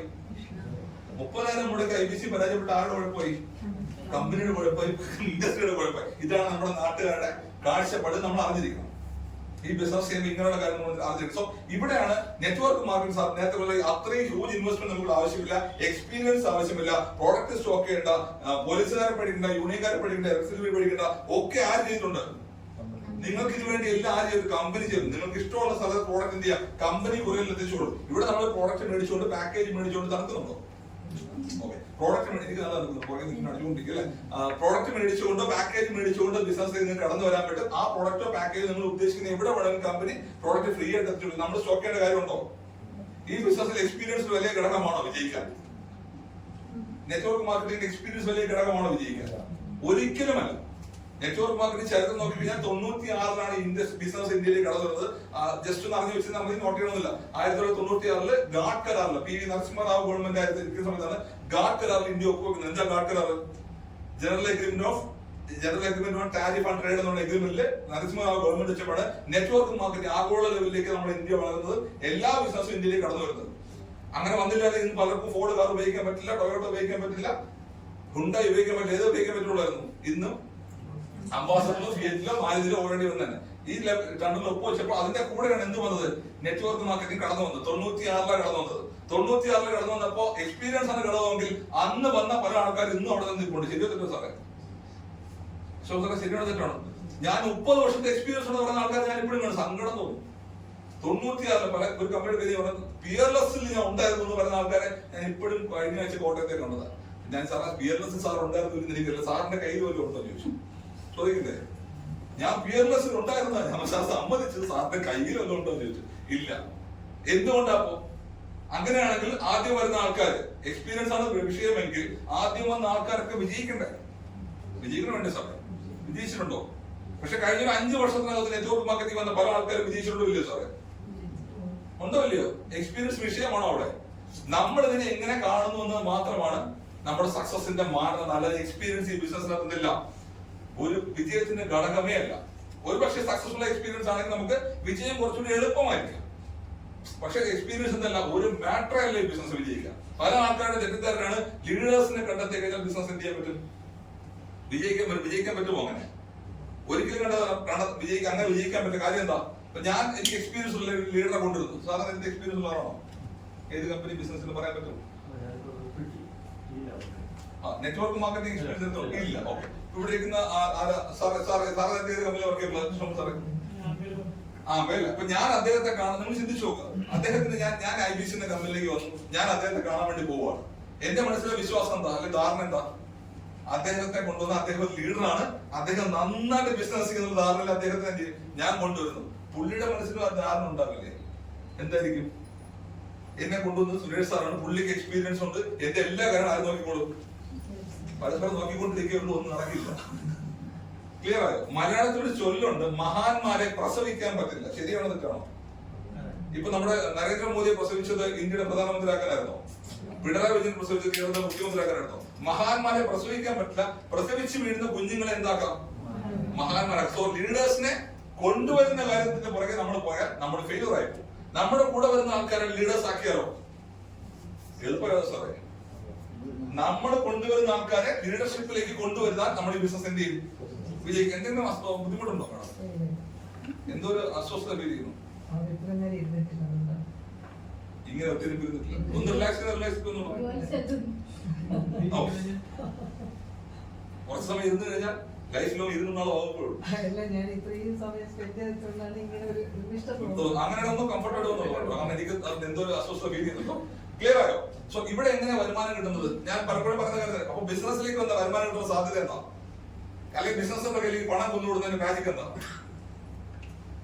നമ്മൾ എത്ര വയസ്സുണ്ട്? പറയാം. ബിസിനസ്സുകാരുടെ കയ്യിലേക്ക് മാത്രം പണം കൊണ്ടുകൂടുന്നതിന് ഒരു മാജിക് ഉണ്ട്. സ്ത്രീകളുടെ എന്താണത്? അവർക്കറിയുന്ന മാജിക് ഉണ്ട്. അതല്ലെങ്കിൽ നമുക്ക് ഈ ബിസിനസ് റിലേറ്റ് ചെയ്യാൻ പറ്റുള്ളൂ. എന്താണ് മാജിക്? ടൈം ലിവറേജിങ് അറിയാവുന്ന ഒരേ ഒരു ആൾക്കാർ ആരാണ്? ബിസിനസ്സുകാരാണ്. ട്രിവാൻഡ്രം സ്വദേശിയാണോ? സാറോ? ഓക്കെ. ട്രിവാൻഡ്രം ഓഫീസിൽ പോയിട്ടുണ്ടോ? പോയിട്ടുണ്ടോ? ഇല്ലേ? അവിടെ എത്ര ആളുടെ ടേൺ ഓവർ, എത്രയായിരിക്കും നമുക്ക് കൃത്യമായിട്ട് അറിയില്ല. എത്രയായിരിക്കും ടേൺ ഓവർ, എത്രയായിരിക്കും പ്രോഫിറ്റ്? മാസം ഒരു 1 കോടി രൂപയൊക്കെ അദ്ദേഹത്തിന് ലാഭമായിട്ട് കിട്ടാൻ സാധ്യത ഉണ്ടോ ഇല്ലയോ? ഓഫീസിന്റെ തിരുവനന്തപുരത്ത് ഓണറിന് ചാൻസ് ഉണ്ടോ? എന്തുകൊണ്ട് അത് കിട്ടുന്നു? അദ്ദേഹത്തിന്റെ സമയം നല്ല സമയം, ശുക്രൻ. അങ്ങനെയാണോ? എന്തുകൊണ്ടാണ് കിട്ടുന്നത്? അദ്ദേഹത്തിന്റെ സമയത്തെ വർദ്ധിപ്പിക്കാൻ അറിയാം. നമ്മുടെ നാട്ടിലെ നിലവിലുള്ള ജോലിക്ക് കിട്ടുന്ന വരുമാനമായിട്ട് ഇത് കമ്പയർ ചെയ്ത് നമുക്ക് പെട്ടെന്ന് മനസ്സിലാവും. സാർ പറഞ്ഞ് റിപ്പിൾ ടി കമ്പനി വർക്ക് ചെയ്യുന്നു അല്ലെ? ശമ്പളം ആണുങ്ങളോട് ചോദിക്കാൻ പാടില്ല, സ്ത്രീകളോടൊന്നും ചോദിക്കാൻ പാടില്ല, പ്രായം ചോദിക്കണം, ചോദിക്കുന്നില്ല. ഞാൻ എക്സ്പെക്ട് ചെയ്യുന്നു 20,000 ശമ്പളം ഉണ്ടാകും വിചാരിച്ചോളൂ. എത്ര മണിക്കൂറാണ് ജോലി ചെയ്യുന്നത്? 9-10 മണിക്കൂർ ഒരു ദിവസം ജോലി. നമ്മുടെ നാട്ടിലെ നിലവിലുള്ള വരുമാന മാർഗം ഒരു ദിവസം 10 മണിക്കൂർ ജോലി ചെയ്താൽ 10,000 മുതൽ 25,000 വരെ മാസ വരുമാനമായി കിട്ടും നമ്മുടെ നാട്ടിൽ. ശരിയാണോ തെറ്റാണോ? 10 മണിക്കൂർ ഒരു ദിവസം വർക്ക് ചെയ്താൽ ഒരു മാസം കിട്ടുന്ന വരുമാനം 25,000 രൂപയാണെങ്കിൽ 100 മണിക്കൂർ ഒരു ദിവസം വർക്ക് ചെയ്താൽ ഒരു മാസം 2.5 ലക്ഷം രൂപ വരുമാനം കിട്ടുന്ന അതിശയമുണ്ടോ? ഉണ്ടോ? 1000 മണിക്കൂർ വർക്ക് ചെയ്താൽ 20 ലക്ഷം രൂപ വരുമാനം കിട്ടുന്ന അതിശയമുണ്ടോ? 10,000 മണിക്കൂർ വർക്ക് ചെയ്താൽ 2.5 കോടി വരുമാനം കിട്ടുന്ന അതിശയമുണ്ടോ? പക്ഷെ എങ്ങനെ വർക്ക് ചെയ്യും? നമുക്കെല്ലാം തുല്യമായിട്ടുള്ള ഒരേ ഒരു കാര്യം മാത്രമേ സമയമേ ഉള്ളൂ. 24 മണിക്കൂർ നമ്മുടെ എല്ലാം കൈവശമുള്ളൂ. ഉറങ്ങണ്ട വെച്ച് 24 മണിക്കൂർ വർക്ക് ചെയ്യാം. പക്ഷെ ഇവരെങ്ങനെ 14 മണിക്കൂർ വർക്ക് ചെയ്യുന്നത്? ഓഫീസിലേക്ക് പോയി കഴിഞ്ഞാൽ ഇപ്പോഴത്തെ എനിക്ക് കണക്കറിയാം 1550 സ്റ്റാഫ് ഉണ്ട് അവിടെ ഓഫീസിൽ. ഒരു ദിവസം ഒരാൾ 10 മണിക്കൂർ വർക്ക് ചെയ്താൽ ഓഫീസിന്റെ ഓണറുടെ ഒരു ദിവസം വർക്കിംഗ് അവേഴ്സ് ഉള്ളത് 15,500 മണിക്കൂറാണ് പുള്ളി വർക്ക് ചെയ്യുന്നത്. ശരിയാണോ തെറ്റാണോ? ഓഫീസിന്റെ ഓണറുടെ ദിവസം വർക്കിംഗ് ടൈം എന്ന് പറഞ്ഞാൽ 15,500 മണിക്കൂറാണ്. 10 മണിക്കൂർ വർക്ക് ചെയ്ത് നമുക്ക് ഈ പറഞ്ഞ 20,000 കിട്ടുമെങ്കിൽ 15,000 മണിക്കൂർ വർക്ക് ചെയ്ത പുള്ളിക്ക് കോടികൾ ലാഭം ഉണ്ടാകുന്നതിന് ഒരു മാജിക്കും ഇല്ല. ടൈം ലിവറേജിംഗ് സമയത്തെ വർദ്ധിപ്പിക്കാൻ അവർക്ക് അറിയാം. അവരുടെ വർക്കിംഗ് അവേഴ്സിനെ ദീർഘിപ്പിക്കാൻ അവർക്കറിയാം. അതിലൂടെ അവർ എന്ത് ചെയ്തത്? ബിസിനസ്. നമുക്കറിയാം ഇപ്പൊ മുകേഷ് അംബാനി റിലയൻസ് ഗ്രൂപ്പ് അല്ലെ? അദ്ദേഹത്തെ ഒരു സെക്കൻഡിലെ വരുമാനം എത്രയാ? ഒരു വർഷത്തെ ഞാൻ ചോദിച്ചില്ല, ഒരു മാസത്തെ ചോദിച്ചില്ല, ഒരു ദിവസത്തെ ചോദിച്ചില്ല. സെക്കൻഡിലെ വരുമാനം 3.5 കോടിയാണ്. ഒരു ഇങ്ങനെ കൈ കിട്ടുമ്പോ അവിടെ എത്ര കയറി? 3.5 കോടി. നമ്മളോ? എന്തുകൊണ്ടാ? 2.5 ലക്ഷം തൊഴിലാളികളാണ് റിലയൻസ് ഗ്രൂപ്പിലുള്ളത്. 2.5 ലക്ഷം ഇന്നു 10 മണിക്കൂർ. എത്ര മണിക്കൂർ വർക്ക് ചെയ്യുന്നത്? 25 ലക്ഷം മണിക്കൂറാണ് ജിയോയുടെ അല്ലെങ്കിൽ റിലയൻസിന്റെ ഓണർ ഒരു ദിവസം വർക്ക് ചെയ്യുന്നത്. അദ്ദേഹത്തിന്റെ അക്കൗണ്ടിൽ ഇങ്ങനെ 3.5 കോടി കയറിയില്ലെങ്കിൽ അതിശയമുണ്ട്. സോ ടൈം ലിവറേജിംഗ് കൊണ്ട് അവിടെ എന്തൊക്കെ ആവശ്യം നേരത്തെ പറഞ്ഞ ഒരുപാട് കാര്യങ്ങൾ അതുമായി ബ്ലെൻഡ് ആവണം, ചേരേണ്ടതുണ്ട്. അതേ കാര്യം നിങ്ങൾക്ക് ഇവിടെ കിട്ടും. നെറ്റ്വർക്ക് മാർക്കറ്റിംഗ് കിട്ടും. നിങ്ങൾ ബിസിനസ് സ്റ്റാർട്ട് ചെയ്ത് കഴിഞ്ഞാൽ, ഇപ്പൊ നസീമ മാഡം ബിസിനസ് സ്റ്റാർട്ട് ചെയ്ത് കഴിഞ്ഞാൽ മാഡം ലെഫ്റ്റിൽ ഒരാളും പ്ലാൻ എല്ലാവരും പറയാം അല്ലേ? പ്ലാനോട്ടൊന്നും നടക്കുന്നില്ല അല്ലേ? 2 പേര് ബിസിനസ്സിലേക്ക് പരിചയപ്പെടുത്തുന്നു. ഇത് ഡെവലപ്പ് ചെയ്ത് പോകുന്നു. 2 എന്നുള്ള 4 ആകുന്നു. ഇങ്ങനെ ഡെവലപ്പ് ചെയ്ത് 2 4 ആകുന്നു, 8 ആകുന്നു, 16 ആകുന്നു, 32 ആകുന്നു, 64 ആകുന്നു, 128 ആകുന്നു, 256 ആകുന്നു, 512 ആകുന്നു, 1024 ആകുന്നു, 2040 ആകുന്നു, 4096 ആകുന്നു. ടോട്ടൽ നോക്കി കഴിഞ്ഞാൽ ഒന്ന് ഗ്രാഫ് ഡെവലപ്പ് ചെയ്ത് കഴിഞ്ഞാൽ ലെഫ്റ്റും റൈറ്റുമായിട്ട് എത്ര പേര് ബിസിനസ് വന്നിട്ടുണ്ട്? 8,000 പേര് ബിസിനസ് ടീമിനകത്ത് വന്നിട്ടുണ്ട്. ഒരു വർഷത്തെ കണക്കെടുത്ത് ആ കണക്കിലൂടെ ഞാൻ പൊതുവെ പിന്നെ അത് പറഞ്ഞുതരാം. 8,000 പേര് ബിസിനസ് അവർക്ക് ഈ 8,000 പേര് ഒരു ദിവസത്തിൽ 1 മണിക്കൂർ അവരുടെ ടീം ഡെവലപ്പ് ചെയ്യാൻ വേണ്ടി, ബിസിനസ് ഡെവലപ്പ് ചെയ്യാൻ വേണ്ടി വർക്ക് ചെയ്താൽ അത് ആഡ് വർക്കിംഗ് അവേഴ്സ് ആയിട്ട് മാറും. 1 നസീം അമ്മയുടെ വർക്കിംഗ് അവേഴ്സ് എടുത്ത് മാറും. ആണോ അല്ലേ സാറേ? സാർ ചിന്തിച്ചു നോക്കൂ, സാർ വർക്ക് ചെയ്യുന്ന സ്ഥാപനത്തിൽ എത്ര സ്റ്റാഫ് എനിക്കറിയില്ല. നിങ്ങളുടെ ടോട്ടൽ വർക്കിംഗ് അവേഴ്സ് ആണ് ആളുടെ ലാഭം. ആരാണോ അതിന് മുതൽ മുടക്കിയിരിക്കുന്ന ആളുടെ ലാഭം നിങ്ങളുടെ ടോട്ടൽ വർക്കിംഗ് അവേഴ്സ് ആണ്. ക്ലിയർ ആയത്? സോ ഇതാണ് നമ്മുടെ വർക്കിംഗ് അവേഴ്സ്. ഇവിടെ നമുക്ക് എന്തില്ല? ഇൻവെസ്റ്റ്മെന്റ് ഇല്ല. ഫിസിക്കലി നമുക്ക് ഇൻവെസ്റ്റ്മെന്റ് ഇല്ല. പക്ഷെ എന്ത് ചെയ്യണം? നമ്മുടെ മനോഭാവം മാറണം. നമ്മൾ 1000 മുടക്കി പ്രൊഡക്റ്റ് മേടിച്ചു, 2500 മുടക്കി പ്രൊഡക്റ്റ് മേടിച്ചു, 25,000 മുടക്കി ഒരു പ്രൊഡക്റ്റ് മേടിച്ചു എന്നുള്ള മനോഭാവത്തിലാണ് നിൽക്കുന്നെങ്കിൽ ഈ ബിസിനസ് കൊണ്ട് ചെയ്യാൻ പറ്റില്ല, വിജയിക്കാൻ പറ്റില്ല. പോത്തീസിന്റെ ഓണറോ രാമേന്ദ്രന്റെ ഓണറോ ഇദ്ദേഹത്തിന്റെ റിപ്പബ്ലിക്കിന്റെ ഓണറോ അല്ലെങ്കിൽ റിലയൻസിന്റെ ഓണറോ ഒക്കെ നിൽക്കുന്ന മാനസികാവസ്ഥയിലേക്ക് ആര് മാറണം? നമ്മൾ മാറണം. 25 ലക്ഷം ഞാൻ മുടക്കിയിട്ടുണ്ട്, അല്ലെങ്കിൽ 2.5 കോടി ഞാൻ മുടക്കിയിട്ടുണ്ട്, 50 ലക്ഷം മുടക്കിയിട്ടുണ്ട് ചിന്ത മനസ്സിൽ വന്നാൽ നമുക്ക് എന്തുണ്ടാവില്ല? ഉറക്കം ഉണ്ടാവില്ല. ഇല്ലെങ്കിലോ 2 പേരെ കാണാൻ പോയി നമ്മൾ എന്ത് ചെയ്യും? നിർത്തും. 4 പേരെ കാണാൻ പോയിട്ട് നമ്മൾ എന്ത് ചെയ്യും? മതിയാക്കും. 10 പേരെ കാണാൻ പോയിട്ട് എന്ത് ചെയ്യും? നിലവിൽ ഞാൻ നേരത്തെ ബിസിനസ് ട്രെയിനിങ് തുടങ്ങുന്ന സമയത്ത് ഞാൻ പറഞ്ഞു, ഒരുപാട് പേര് പരാജയപ്പെട്ടു പോകുന്ന കാരണങ്ങളാണ് പറഞ്ഞത്. എന്തുകൊണ്ടാ? ഒന്ന് ഒരു ഗെയിം പോലെ കളിക്കാൻ പറയുന്നത്, കിട്ടിയാ കിട്ടി, കാരണം എനിക്ക് നഷ്ടപ്പെടാനൊന്നുമില്ല എന്ന ചിന്തയിലാണ് ആരും വരുന്നത്. ആൾക്കാർ വരുന്നത് നഷ്ടപ്പെടോ വിസ്മി? എന്താ നഷ്ടപ്പെട്ടു പോകുന്നത്? അവരുടെ നേരത്തെ അവരുടെ സ്വപ്നങ്ങളും ആഗ്രഹങ്ങളും നഷ്ടപ്പെടും. അത് സാമ്പത്തികമായിട്ടുള്ള നഷ്ടമൊന്നുണ്ട്. പക്ഷെ വലിയ ഇൻവെസ്റ്റ്മെന്റ് മനസ്സിലുണ്ടെന്ന് വിചാരിച്ചാലോ? ഈ ബിസിനസിന്റെ ഡെപ്ത് കൂടി നിങ്ങൾ മനസ്സിലാക്കണം. നെറ്റ്വർക്ക് മാർക്കറ്റിംഗ് കൂടി എനിക്ക് പേഴ്സണൽ അറിയാവുന്ന കാര്യം പറയാം. വയനാട് സുൽത്താൻ പ്രത്യേക സ്ഥലം കേട്ടിട്ടുണ്ടോ? ചങ്ങനാശ്ശേരി അറിയുന്നുണ്ട്. എവിടെയാ? കോട്ടയം ജില്ല. അവിടെ ഒരു ചെറുപ്പക്കാരൻ ഇപ്പോഴും ജീവിച്ചിട്ടുണ്ട്. പുള്ളിക്കാരൻ മുബീൻ മുഹമ്മദ് എന്നാണ്. 2001 പുള്ളി നെറ്റ്വർക്ക് മാർക്കറ്റിംഗിലേക്ക് ആദ്യമായിട്ട് കടന്നു വരുന്നത്. കമ്പനിയുടെ പേര് ഞാൻ പറയുന്നില്ല. ആ ബിസിനസ്സിലേക്ക് കടന്നു വരാൻ അന്ന് ജോയിൻ ചെയ്യാനായിട്ട് 5000 രൂപ വേണമായിരുന്നു ജോയിൻ ചെയ്യാൻ. 5000 രൂപ എടുക്കാനില്ലാത്തതുകൊണ്ട് അദ്ദേഹം ഒരുമിച്ച് എടുക്കാനില്ലാത്തത് അദ്ദേഹം 2 പേരെ അദ്ദേഹം പാർട്ണറാക്കി. ഒരാളുടെ പേര് നവീൻ മുഹമ്മദ് എന്നാണ് പുള്ളിയുടെ ചേട്ടൻ. അദ്ദേഹം ട്രഡീഷണൽ മാർക്കറ്റ് ബിസിനസ് ചെയ്യുന്ന നടന്ന് പുള്ളിയുടെ കയ്യിൽ കാശ് വാങ്ങിച്ചു. കൂടെ ഫ്രണ്ട് ആയിട്ടുള്ള ഒരാളെ പരിചയപ്പെടുത്തി. പുള്ളിയുടെ പേര് അഭിലാഷ് തോമസ് എന്നാണ്. എപ്പോഴാ? 2001. മുബീൻ മുഹമ്മദിന്റെ കഴിഞ്ഞ ഡിസംബറിൽ 2024 ഡിസംബറിലെ മാസ വരുമാനം ഉദ്ദേശം എത്രയായിരിക്കും? തെറ്റിക്കോട്ടെ, പറഞ്ഞോളൂ. എത്ര ഞാൻ പാടും? തെറ്റിക്കോട്ടെ. പറഞ്ഞൂടെ? തെറ്റു കുഴപ്പമുണ്ടോ?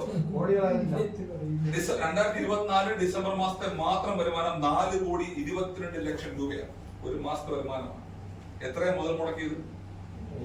5000 രൂപ. എത്രയാ ഒരു മാസം കിട്ടിയത്? കള്ളമല്ല. അതുകൊണ്ടാണ് സുൽത്താനത്തിന് ഞാൻ ഇറങ്ങി വന്നത്. കാര്യം അത്ര ദൂരം നിങ്ങൾക്ക് പോകാൻ പ്രയാസമായിരിക്കും. ചങ്ങനാശ്ശേരി പോകണമെങ്കിൽ 2.5 മണിക്കൂർ ബസ് ഇരുന്ന് പോകാൻ പറ്റും. പോയി അന്വേഷിക്കാൻ പറ്റും. ശരിയാണോ? അദ്ദേഹം വീട് വെച്ചുകൊണ്ടിരിക്കുകയാണ്. 10,200 സ്ക്വയർ ഫീറ്റിന്റെ വീട് വെച്ചുകൊണ്ടിരിക്കുക. ഇന്ത്യയിലെ എല്ലാ മെട്രോ നഗരങ്ങളിലും പുള്ളിക്ക് സ്വന്തമായിട്ട് ഫ്ലാറ്റ് ഉണ്ട്. ദുബായിലെ ബുർജ് ഖലീഫ അറിയും, അവിടെ പുള്ളിക്ക് ഫ്ലാറ്റ് ഉണ്ട്. 360 കോടിയാണ് പുള്ളിയുടെ ഇപ്പോഴത്തെ ആസ്തി. ഇന്ത്യയിൽ ഓടുന്ന എല്ലാ വില കൂടിയ വാഹനങ്ങളും പുള്ളിയുടെ ഗ്യാരേജിലുണ്ട്. അദ്ദേഹത്തിന്റെ കൂടുതൽ പാർട്ണർ പേര് ഞാൻ പറഞ്ഞു. ആരാണ്? അതാണ് സുൽത്താൻ ബത്തേരിക്കാരൻ അഭിലാഷ് തോമസ്. പുള്ളി ഇപ്പം അമേരിക്കയിൽ സെറ്റിൽഡാണ്. പുള്ളി അടുത്ത് വാങ്ങാൻ പോകുന്ന വാഹനത്തിന്റെ വില 62 കോടി രൂപ. ഏതാ വാഹനം? Private jet. 22 വർഷം കൊണ്ട് ഒരാളുടെ ലൈഫിലുണ്ടായ മാറ്റം എത്ര മുതൽ മുടക്കുന്ന കൂടി അറിയും. ശരി. ആ ബിസിനസ്സിലാണ് ആരുള്ളത്? നിങ്ങളും ഉള്ളത്. പക്ഷെ മനോഭാവം അതുപോലെ വളർന്നാൽ മാത്രമേ വിജയിക്കാൻ സാധിക്കൂ. സോ എന്താ മാറേണ്ടത്? നമ്മുടെ ആറ്റിറ്റ്യൂഡ് വേണം മാറാൻ. ഇതൊരു വലിയ ഇൻഡസ്ട്രിയാണ്, വലിയ വ്യവസായമാണ്. എന്റെ ലൈഫിനെ മാറ്റി മറിക്കുന്ന വിശ്വാസം ആർക്കൊക്കെ ഉണ്ടാകുന്നു അവരൊക്കെ ഈ ബിസിനസ് എന്ത് ചെയ്യും?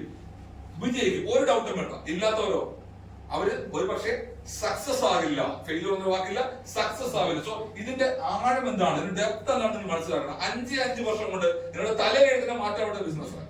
ഞാൻ പറഞ്ഞു, ഞാൻ തിരുവനന്തപുരം സ്വദേശിയാണ്. കരാറിനെ ഇൻസ്റ്റിറ്റ്യൂട്ട് ആളാണ്. നിങ്ങൾക്ക് ആർക്കും ഈ കാര്യം എന്ത് ചെയ്യാം? അവിടെ ഒന്ന് അന്വേഷിക്കാം. ഞാൻ ഈ പറഞ്ഞ കാര്യം ശരിയാണോ? കള്ള പറഞ്ഞെങ്കിൽ എന്ത് പറയാം? അല്ല കോയമ്പത്തൂർ നിന്ന് പെരുമ്പാവൂർ തിരിച്ചോളം അന്വേഷിക്കാൻ പറ്റുമോ? മരുന്ന വീട്ടിലുള്ള ആളാണെങ്കിൽ അവിടെ നിന്ന് അന്വേഷിക്കാം. പേടുള്ള ആളാണ് അവിടെ നിന്ന് അന്വേഷിക്കാം. അന്വേഷിച്ചു സാർ. സാറിന് വീട് എവിടെയാണ്? അപ്പൊ ഇപ്പൊ താമസിക്കുന്ന വാപ്പറമാണ്. ജനിച്ചോളുന്ന കാര്യമാണ് ഇപ്പൊ വാപ്പറമാണ്. ഇതൊക്കെ നെറ്റ്വർക്ക് മാർക്കറ്റ് കൊണ്ട് ഞാൻ ഉണ്ടാക്കിയെടുത്തതാണ്. ഏകദേശം 4.5 കോടി രൂപ ഈ ബിസിനസ് വഴി മാത്രം ഞാൻ വരുമാനമായിട്ട് മേടിച്ചതാണ്. വേറെ ഏത് ബിസിനസ് പോയാൽ സാധിക്കും? വേറെ ഏത് ജോലിക്ക് പറ്റും? എന്റെ കയ്യിൽ അങ്ങനെ വലിയ പറയത്തക്ക വിദ്യാഭ്യാസ യോഗ്യൊന്നുമില്ല. ഒരു ഡിഗ്രി ഉണ്ട്, ബികോം ഉണ്ട്. എത്ര വരുമാനം ഉണ്ടാക്കാൻ പറ്റും? ഇന്ന് ജീവിക്കുന്ന എന്തെങ്കിലും സൗഭാഗ്യം ആസ്വദിക്കാൻ പറ്റുമോ? ഇതെല്ലാം ഉണ്ടാക്കേണ്ട ഏത് ബിസിനസ് കൂടിയാണ്? Network marketing. ഇന്ന് എവിടെ ജീവിക്കുന്നത് ഞാൻ ഇപ്പോഴും? നിങ്ങൾ നേരത്തെ പറഞ്ഞ മണീഷ്യൻ ബിസിനസ്സോ ആളെ പറ്റുന്ന ബിസിനസ്സോ ആളെ ചേർക്കുന്ന പരിപാടിയാണെങ്കിൽ എനിക്ക് എന്റെ നാട്ടിൽ ജീവിക്കാൻ പറ്റുമോ? ഞാൻ ഉപയോഗിക്കുന്ന പേഴ്സണൽ മൊബൈൽ ഫോൺ നമ്പർ എന്റെ 21 വർഷമായ എന്റെ മൊബൈൽ നമ്പറാണ്. ഇതുവരെ മാറിയിട്ടില്ല. എന്റെ പരിചയമുള്ള ആൾക്കാർക്ക് നിങ്ങൾ ആര് വിളിച്ചാലും ഞാൻ എന്ത് ചെയ്യും? ഫോൺ അറ്റൻഡ് ചെയ്യും, അല്ലെങ്കിൽ എന്ത് ചെയ്യും, മീറ്റിംഗ് ആണെങ്കിൽ തിരിച്ചു വിളിച്ചിരിക്കുകയാണോ അല്ലയോ? ഒരു കാരണവശാലും അതിന്റെ കാര്യം എന്താ, ഞാൻ ആരെയും പഠിച്ചിട്ടെന്നുള്ള പൂർണ്ണ ബോധ്യം എനിക്കുള്ളത് കൊണ്ടാണ്. ക്ലിയർ ആയി? സോ അത്രയും സാധ്യതയുള്ള ബിസിനസ്സാണ്. അത് നിങ്ങൾക്ക് മനസ്സിലായാൽ മാത്രമേ ഈ ബിസിനസിന്റെ ആഴങ്ങളിലേക്ക് നിങ്ങൾക്ക് പോകാൻ വേണ്ടി നിങ്ങളുടെ ആത്മവിശ്വാസം വർദ്ധിക്കുള്ളൂ. ഇല്ലെങ്കിലോ അപ്പുറത്തുള്ള ആള് ചെയ്ത് പരാജയപ്പെട്ടു, ഇപ്പുറത്തുള്ള ചെയ്ത് പരാജയപ്പെട്ടു, ഞാനും ചെയ്തു കഴിഞ്ഞാൽ ഇത് തന്നെ മനസ്സിൽ വരും. പക്ഷെ സക്സസ് ആയ ആൾക്കാരെ കാണുമ്പോഴോ അല്ലെങ്കിൽ സക്സസിന്റെ റേഷ്യോ കാണുമ്പോഴോ നമ്മുടെ മനസ്സിലേക്ക് കുറച്ചുകൂടി ആവേശം കൂടി വിജയിക്കുന്നത് ആണോ അല്ലയോ? സോ അവിടെയാണ് നിങ്ങൾ നിങ്ങളുടെ മനസ്സിനെ ഉറപ്പിക്കേണ്ടത്. 5 വർഷം കൊണ്ട് നിങ്ങളുടെ ലൈഫിനെ ഒരു സിനിമ കഥ പോലെ മാറ്റിമറിക്കാൻ പറ്റുന്ന ബിസിനസ് ആണ് ഇൻവിക്ട ബിസിനസ് കൃഷ്ണ കമ്പനി നിങ്ങളുടെ മുന്നിലേക്ക് അവതരിപ്പിച്ചിരിക്കുന്നത്. അതിന് പറ്റുന്ന പ്രോഡക്റ്റും കാര്യങ്ങളൊക്കെ കമ്പനി എന്ത് ചെയ്തിട്ടുണ്ട്, ഇൻട്രൊഡ്യൂസ് ചെയ്തിട്ടുണ്ട്. അതിലൂടെ ഞാൻ കിടക്കുന്നില്ല. സോ ബേസിക്കലി ഈ ബിസിനസ് വിജയിക്കാൻ നമുക്ക് വേണ്ട കാര്യങ്ങൾ എന്തൊക്കെയാണ്? നെറ്റ്വർക്ക് മാർക്കറ്റിംഗ് ഒരു ബിസിനസ്സിനകത്ത് വിജയിക്കാൻ വേണ്ട ഘടകങ്ങൾ എന്തൊക്കെയാണ്? നേരത്തെ പറഞ്ഞ പോലെ വ്യക്തമായ ഒരു പ്ലാനിങ് വേണം. വേണ്ടോ? വ്യക്തമായ എന്തുകൂടി വേണം? വിജയിക്കണമെങ്കിൽ എന്ത് വേണം? വ്യക്തമായ ലക്ഷ്യം ഉണ്ടാകണം, ഗോൾ ഉണ്ടാകണം. ഒരു ഗോൾ ഇല്ലാത്ത ഒരാളും ലൈഫിൽ ഇതുവരെയും സക്സസ് ആയിട്ടില്ല എന്നൊരു നമ്മൾ മനസ്സിലാക്കണം. വ്യക്തമായ ലക്ഷ്യമില്ലാത്ത, വ്യക്തമായ ഗോൾ ഇല്ലാത്ത ഒരാളും ലൈഫിൽ ഇതുവരെ എന്തായിട്ടില്ല, സക്സസ് ആയിട്ടില്ല. ആണോ അല്ല ഷോ സാറേ? എന്നാൽ ഗോൾ ഉണ്ടായിരുന്ന എല്ലാവരും സക്സസ് ആയെന്ന് ചോദിച്ചാൽ ഇല്ല. പക്ഷെ വിജയിച്ച എല്ലാവർക്കും ഉണ്ടായിരുന്നു ഗോളാണ്, ലക്ഷ്യമുണ്ട്. നമുക്ക് വ്യക്തമായ ഗോൾ ഉണ്ടാവണം, ലക്ഷ്യം ഉണ്ടാവണം. ഞാൻ നിങ്ങളോട് ചോദിക്കും, മാഡം ബിസിനസ് സ്റ്റാർട്ട് ചെയ്താണോ? അല്ലേ? എന്തിനു വേണ്ടിയാണ് ബിസിനസ്സിൽ ജോയിൻ ചെയ്തത്? ഇരുന്ന് പറഞ്ഞാൽ മതി. തെറ്റൊന്നും പഠിക്കുന്ന ഇവർക്ക് ആർക്കും പറഞ്ഞിട്ടോ. അങ്ങോട്ടൊക്കെ ചോദിക്കും, ഞാൻ പറഞ്ഞോളൂ. ഓക്കെ, ട്രെയിനിങ് ആണ് ഇങ്ങനെ ഓരോ ചോദ്യങ്ങളാണ് ചോദിക്കുന്നത് അല്ലെ? സമ്പാദിക്കുക എന്ന് വെച്ചാൽ ഓരോരുത്തർക്കും ഓരോ ലെവലാണ് സമ്പാദ്യം. മുകേഷ് അംബാനി ഇപ്പോഴും സമ്പാദിക്കുന്നുണ്ട്. ആവശ്യമുണ്ടോ? പുള്ളിക്ക് ആവശ്യമുണ്ടോ ഇപ്പോഴും? ഇല്ല. എത്ര സമ്പാദ്യമാണെന്ന് ആഗ്രഹിക്കുന്നത്? ഓക്കെ, ഞാൻ പറയുന്നത് തെറ്റിരിക്കുന്നത്. മാഡം എന്തിനു വേണ്ടി ജോയിൻ ചെയ്ത IBCയിൽ? പ്രോഡക്റ്റ് വാങ്ങി ജോയിൻ ചെയ്തതിന് വേണ്ടിയിട്ടാണ്. എത്ര വരുമാനം? മാക്സിമം സാധാരണ നമുക്ക് അഡ്ജസ്റ്റ് ചെയ്ത് പോകാൻ പറ്റിയുള്ള വരുമാനം വേണം. ലോകത്തെ ഏറ്റവും ചെലവ് കുറഞ്ഞ പട്ടണം എന്ന് പറഞ്ഞാൽ തിരുവനന്തപുരമാണ്. അതായത് 100 രൂപ ഉണ്ടെങ്കിൽ ഒരാൾക്ക് ജീവിക്കുന്നത് പഠനങ്ങൾ വന്നത്. 100 രൂപ ഉണ്ടെങ്കിൽ ഒരാൾക്ക് ഹാപ്പി ആയിട്ട് ജീവിക്കാമെന്ന്, തിരുവനന്തപുരത്ത് 3 നേരം ഭക്ഷണം ജീവിക്കാമെന്നാണ് പഠനങ്ങൾ പറയുന്നത്. ഇനി എന്ത് പറയും? ഇനി എന്താ? ഉച്ചക്ക് പൊതിച്ചോറുണ്ട് 20 രൂപ, രാവിലെ 3 ദോശ അടിക്കാൻ 10 രൂപയുള്ളൂ.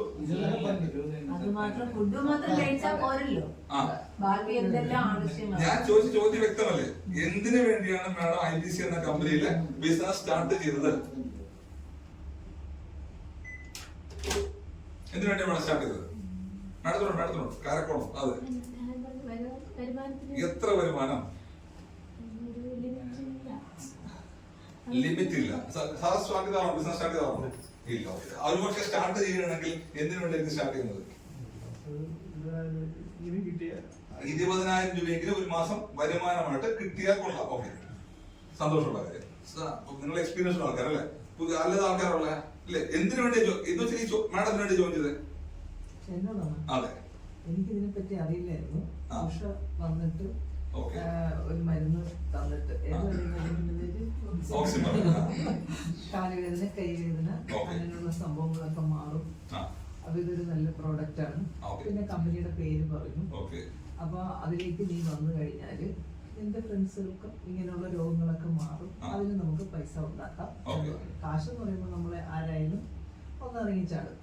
അപ്പൊ ശരി നോക്കാമെന്ന് പറഞ്ഞ് ആ പ്രോഡക്റ്റ് ഞാൻ വാങ്ങിച്ചു, കാശ് കൊടുത്തു. അവർ ഐഡിയ കിട്ടു എന്ന് പറഞ്ഞു. ശരി, ഞാൻ കണ്ടു, എല്ലാം കഴിഞ്ഞു. എന്റെ ഫ്രണ്ട്സുകളോട് പറഞ്ഞിട്ടുണ്ട്, അവര് നോക്കാമെന്ന് പറഞ്ഞു. ഞാൻ ഇപ്പോഴും മരുന്ന് കഴിച്ചുകൊണ്ടിരിക്കുന്നു. ഇതൊക്കെയാണ് എന്റെ കിട്ടുന്ന കാശ് കിട്ടാൻ വളരെ സന്തോഷം. ഞാൻ ചോദിച്ച ചോദ്യം വ്യക്തമല്ലേ? എന്തിനു വേണ്ടിയാണ് ജോയിൻ ചെയ്തത്? കാശിന് വേണ്ടിയിട്ട്. അതൊരു ഒൻപത് ആൻസർ ആയിരുന്നു മാഡം ലിസ്റ്റ് ചെയ്തു. ഈ പ്രോഡക്റ്റ് അതൊരു മെഡിസിനും കൂടിയല്ലേ, അപ്പൊ അവർക്ക് ഉപകാരപ്പെടുകയും ചെയ്യും. അവർ 10 പേരെ പരിചയപ്പെടുത്തുകയും ചെയ്യും, അവരുടെ അസുഖം മാറുകയും ചെയ്യും, കാശ് ഉണ്ടാക്കുകയും ചെയ്യും. ഞാൻ ഈ ചോദ്യം എന്തിനാ ചോദിച്ചത്? അല്ല, ഇപ്പൊ 4-5 പേരോട് കൊടുക്കുന്നുണ്ടോ? 4-5 പേരോട് ചോദിച്ചു. എന്തിനാ ചോദ്യം ചോദിച്ചത്? നിങ്ങളുടെ കൂടെ ഒരാള് എന്തിനു വേണ്ടി ബിസിനസ്സിൽ വരണം? വ്യക്തമായ ലക്ഷ്യമില്ലാത്ത ഒരാളുടെ കൂടെ മറ്റൊരാൾ യാത്രയ്ക്ക് പുറപ്പെടുന്നു. സിമ്പിൾ ആയിട്ട് ചിന്തിക്കും. വ്യക്തമായ ലക്ഷ്യമില്ലാത്ത ഒരാളുടെ കൂടെ മറ്റൊരാൾ യാത്രയ്ക്ക് ഇറങ്ങി പുറപ്പെടുമോ? ഇല്ല. നിങ്ങളുടെ കൂടെ ആരെങ്കിലും വരും? എന്തുകൊണ്ടാ? അദ്ദേഹത്തിന് ക്ലാരിറ്റി ഉണ്ട്. 20,000 രൂപയെങ്കിലും. അപ്പൊ അത് ആഗ്രഹിക്കുന്ന ചെറുപ്പക്കാരനോ ചെറുപ്പക്കാരിയോ ഒരാളോ എന്ത് ചെയ്യും? കാർത്തികന്റെ കൂടെ നിൽക്കാം. കാര്യം പുള്ളി 20,000 ഉണ്ടാക്കാൻ ശ്രമിക്കുമ്പോൾ എനിക്കും അത് പറ്റും, ബാക്കിയുള്ളവരും. So first you have to set your goal. നിങ്ങൾ എന്തിനു വേണ്ടിയാണ് ഈ ബിസിനസ് ചെയ്യുന്നത്? നിങ്ങൾ എന്ത് ചെയ്യണം? അറ്റ്ലീസ്റ്റ് നിങ്ങളെങ്കിലും അറിഞ്ഞിരിക്കണം എന്തിനു വേണ്ടി ചെയ്യുന്നു. വരുമാനം ഉണ്ടാക്കുക, കാറ് വാങ്ങുക, വീട് വാങ്ങുക, ഇതൊക്കെ എല്ലാ മലയാളികളുടെയും ആഗ്രഹമാണ്. ആണോ അല്ലയോ? ഇവിടെ ഇരിക്കുന്നുണ്ട് മാത്രമല്ല, നമുക്ക് പരിചയമുള്ള 3.5 കോടി മലയാളികൾ ആരോട് ചോദിച്ചാലും അവരൊക്കെ പറയുന്ന കാര്യമാണ് സമ്പാദിക്കണം, വീട് വയ്ക്കണം, കാറ് വാങ്ങണം. എൻജോയ്മെന്റ് മലയാളി പറയണം ഞാൻ ഇതുവരെ കേട്ടില്ല. സത്യമായിട്ടും പറയുക, കേരളം വിട്ടു കഴിഞ്ഞാൽ മാത്രമാണ് കേൾക്കുന്ന വാക്കാണ് ജീവിതം എന്ത് ചെയ്യണം, ആസ്വദിക്കണം. മലയാളികൾക്ക് അങ്ങനെ ചിന്തയില്ല. സമ്പാദിച്ചു കൂട്ടുക ആസ്വദിക്കാൻ അവരാരും ആഗ്രഹിക്കുന്നില്ല. മോസ്റ്റ് ഓഫ് ഒരുപാട് ആൾക്കാര് അവരാരും അത് ആസ്വദിക്കുന്നുമില്ല. ലൈഫ് ജീവിതം അത് ഞാൻ പറയാൻ ആളല്ല, ഞാൻ എന്റെ എക്സ്പീരിയൻസിലെ കാര്യത്തിൽ പറയാണ്. ചില കാര്യങ്ങൾ പറയുമ്പോൾ കോൺട്രവേഴ്സി ആണ്, അങ്ങോട്ടൊന്നും പോയില്ല. നമ്മള് എന്ത് ചെയ്യാൻ പറ്റും? പരിചയപ്പെടുന്ന ആൾക്കാർക്ക് ലൈഫ് ആസ്വദിക്കുന്ന അങ്ങനെ ചിന്തയില്ല അവർക്ക്. അവരെന്നെ കഴിഞ്ഞു പോകുന്നു, പണമൊക്കെ ഒരുപാട് ബാങ്കിലുണ്ടോ. പക്ഷെ ഞാൻ പറയുന്ന പോയിന്റ് പറഞ്ഞ ലക്ഷ്യമില്ലാത്ത ഒരു യാത്രയ്ക്ക് ആരെങ്കിലും പുറപ്പെടുമോ? എന്ത് വേണം? വ്യക്തമായ ലക്ഷ്യം. ഇത് ആരോടാ പറയണ്ടേ? നമ്മളൊരു ബിസിനസിന്റെ ഓപ്പർച്യൂണിറ്റി പ്രോഡക്റ്റിനെ പറ്റി പറയുമ്പോൾ അവർക്ക് ക്ലാരിറ്റി ഉണ്ട്. കാര്യം എന്താണ്? അസുഖം മാറാം, ഒരു ക്ലാരിറ്റി ഉണ്ട്. പക്ഷെ വരുമാനമാണ് ലക്ഷ്യമിടുന്നതെങ്കിൽ അതൊന്നുണ്ടാവണം. വ്യക്തമായ ഒരാളോട് പറയാൻ പറ്റണം, എനിക്ക് ഈ ബിസിനസ്സിലൂടെ മാസം ഒരു 10 ലക്ഷം വരുമാനം ഉണ്ടാക്കണം. 2 വർഷം കഴിയുമ്പോൾ ഞാൻ ഈ ബിസിനസ്സിൽ കൂടി 10 ലക്ഷം വരുമാനം ഉണ്ടാക്കും എന്ന് പറയുമ്പോൾ എന്റെ ഫ്രണ്ടിൽ അശോക് സാറിന് തോന്നും, ഓക്കെ ഈ ആളുടെ കൂടെ പോയാൽ ഞാനും എത്തും. സാറേ വാ നമുക്ക് ശ്രമിച്ചു ഒക്കെ ചിലപ്പോ കിട്ടും. വരൂ? വരില്ല.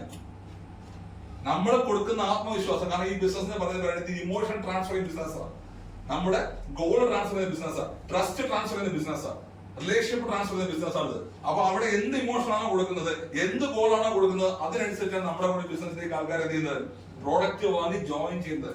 ഒരു ഗിഫ്റ്റ്, ഒരു 50-50 ഗെയിം ഇറങ്ങിപ്പോയാൽ അല്ലെങ്കിൽ ഗാംബ്ലിംഗ് പോലെ നമ്മൾ ഇറങ്ങിപ്പോയി കഴിഞ്ഞാൽ നമ്മുടെ കൂടെ ആൾക്കാർ എന്ത് ചെയ്യില്ല? ജോയിൻ ചെയ്യില്ല.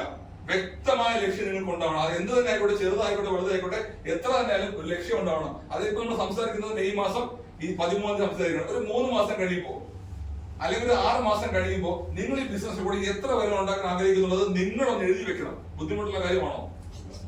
ആണോ?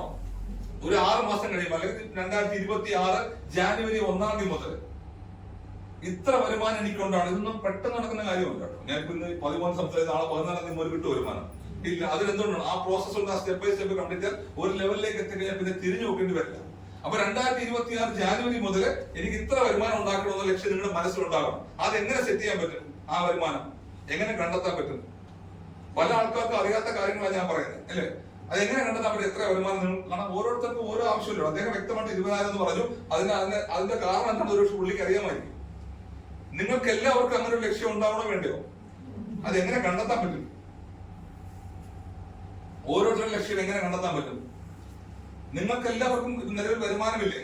ഒന്നുകിൽ നിങ്ങൾ ജോലി ചെയ്യുന്ന, അല്ലെങ്കിൽ നിങ്ങളുടെ വീട്ടിൽ പാർട്ണർ ജോലി ചെയ്യുന്നത്, വീട്ടിൽ മറ്റാരെങ്കിലും ജോലി ചെയ്യുന്നത്, നിങ്ങളുടെ വീട്ടിലേക്ക് എന്തുണ്ട്? വരുമാനം വരുന്നുണ്ട്. പക്ഷെ നിങ്ങളുടെ വരുമാനത്തിന്റെ മേജർ ഷെയർ, സിംഹഭാഗവും കൊണ്ടുപോകുന്ന ഒരു എക്സ്പെൻസ് നിങ്ങൾക്ക് എല്ലാവർക്കും ഉണ്ടാവും. ഒന്നുകിൽ വീടിന്റെ വാടക, അല്ലെങ്കിൽ വീടിന്റെ ലോണ്, കാറിന്റെ ലോണ്, കുട്ടികളുടെ വിദ്യാഭ്യാസം, പാരന്റ്സിന്റെ ചികിത്സാ ചെലവ്, മാസം മാസം മരുന്ന് വാങ്ങുന്നത്, അങ്ങനെ എന്തെങ്കിലും ഒരു കാര്യമായിരിക്കും നിങ്ങളുടെ വരുമാനത്തിന്റെ 40 മുതൽ 50% വരെ കൊണ്ടുപോകുന്നത്. അതിനു വേണ്ടി മാത്രമായിരിക്കും. ശരിയോ തെറ്റോ? 20,000 വരുമാനം വാങ്ങുന്നതിന് ചില 10,000 വാടക കൊടുക്കാനായിരിക്കാം, പലിശ കൊടുക്കാനായിരിക്കാം, അല്ലെങ്കിൽ ലോൺ അടയ്ക്കാനായിരിക്കാം. എന്തിനു വേണ്ടി? ബാക്കി 10,000-ത്തിലാണ് നമ്മൾ എന്ത് ചെയ്യുന്നത്? റൺ ചെയ്യുന്നത്. ശരിയോ തെറ്റോ? 40 മുതൽ 50% വരെ നിങ്ങളുടെ വരുമാനം, എത്ര വരുമാനമല്ല, 1 ലക്ഷം വരുമാനം ഉണ്ടെങ്കിലും 50,000 രൂപ നിങ്ങളുടെ ചെലവ് പോകുന്നത് എന്തിനു വേണ്ടിയായിരിക്കും?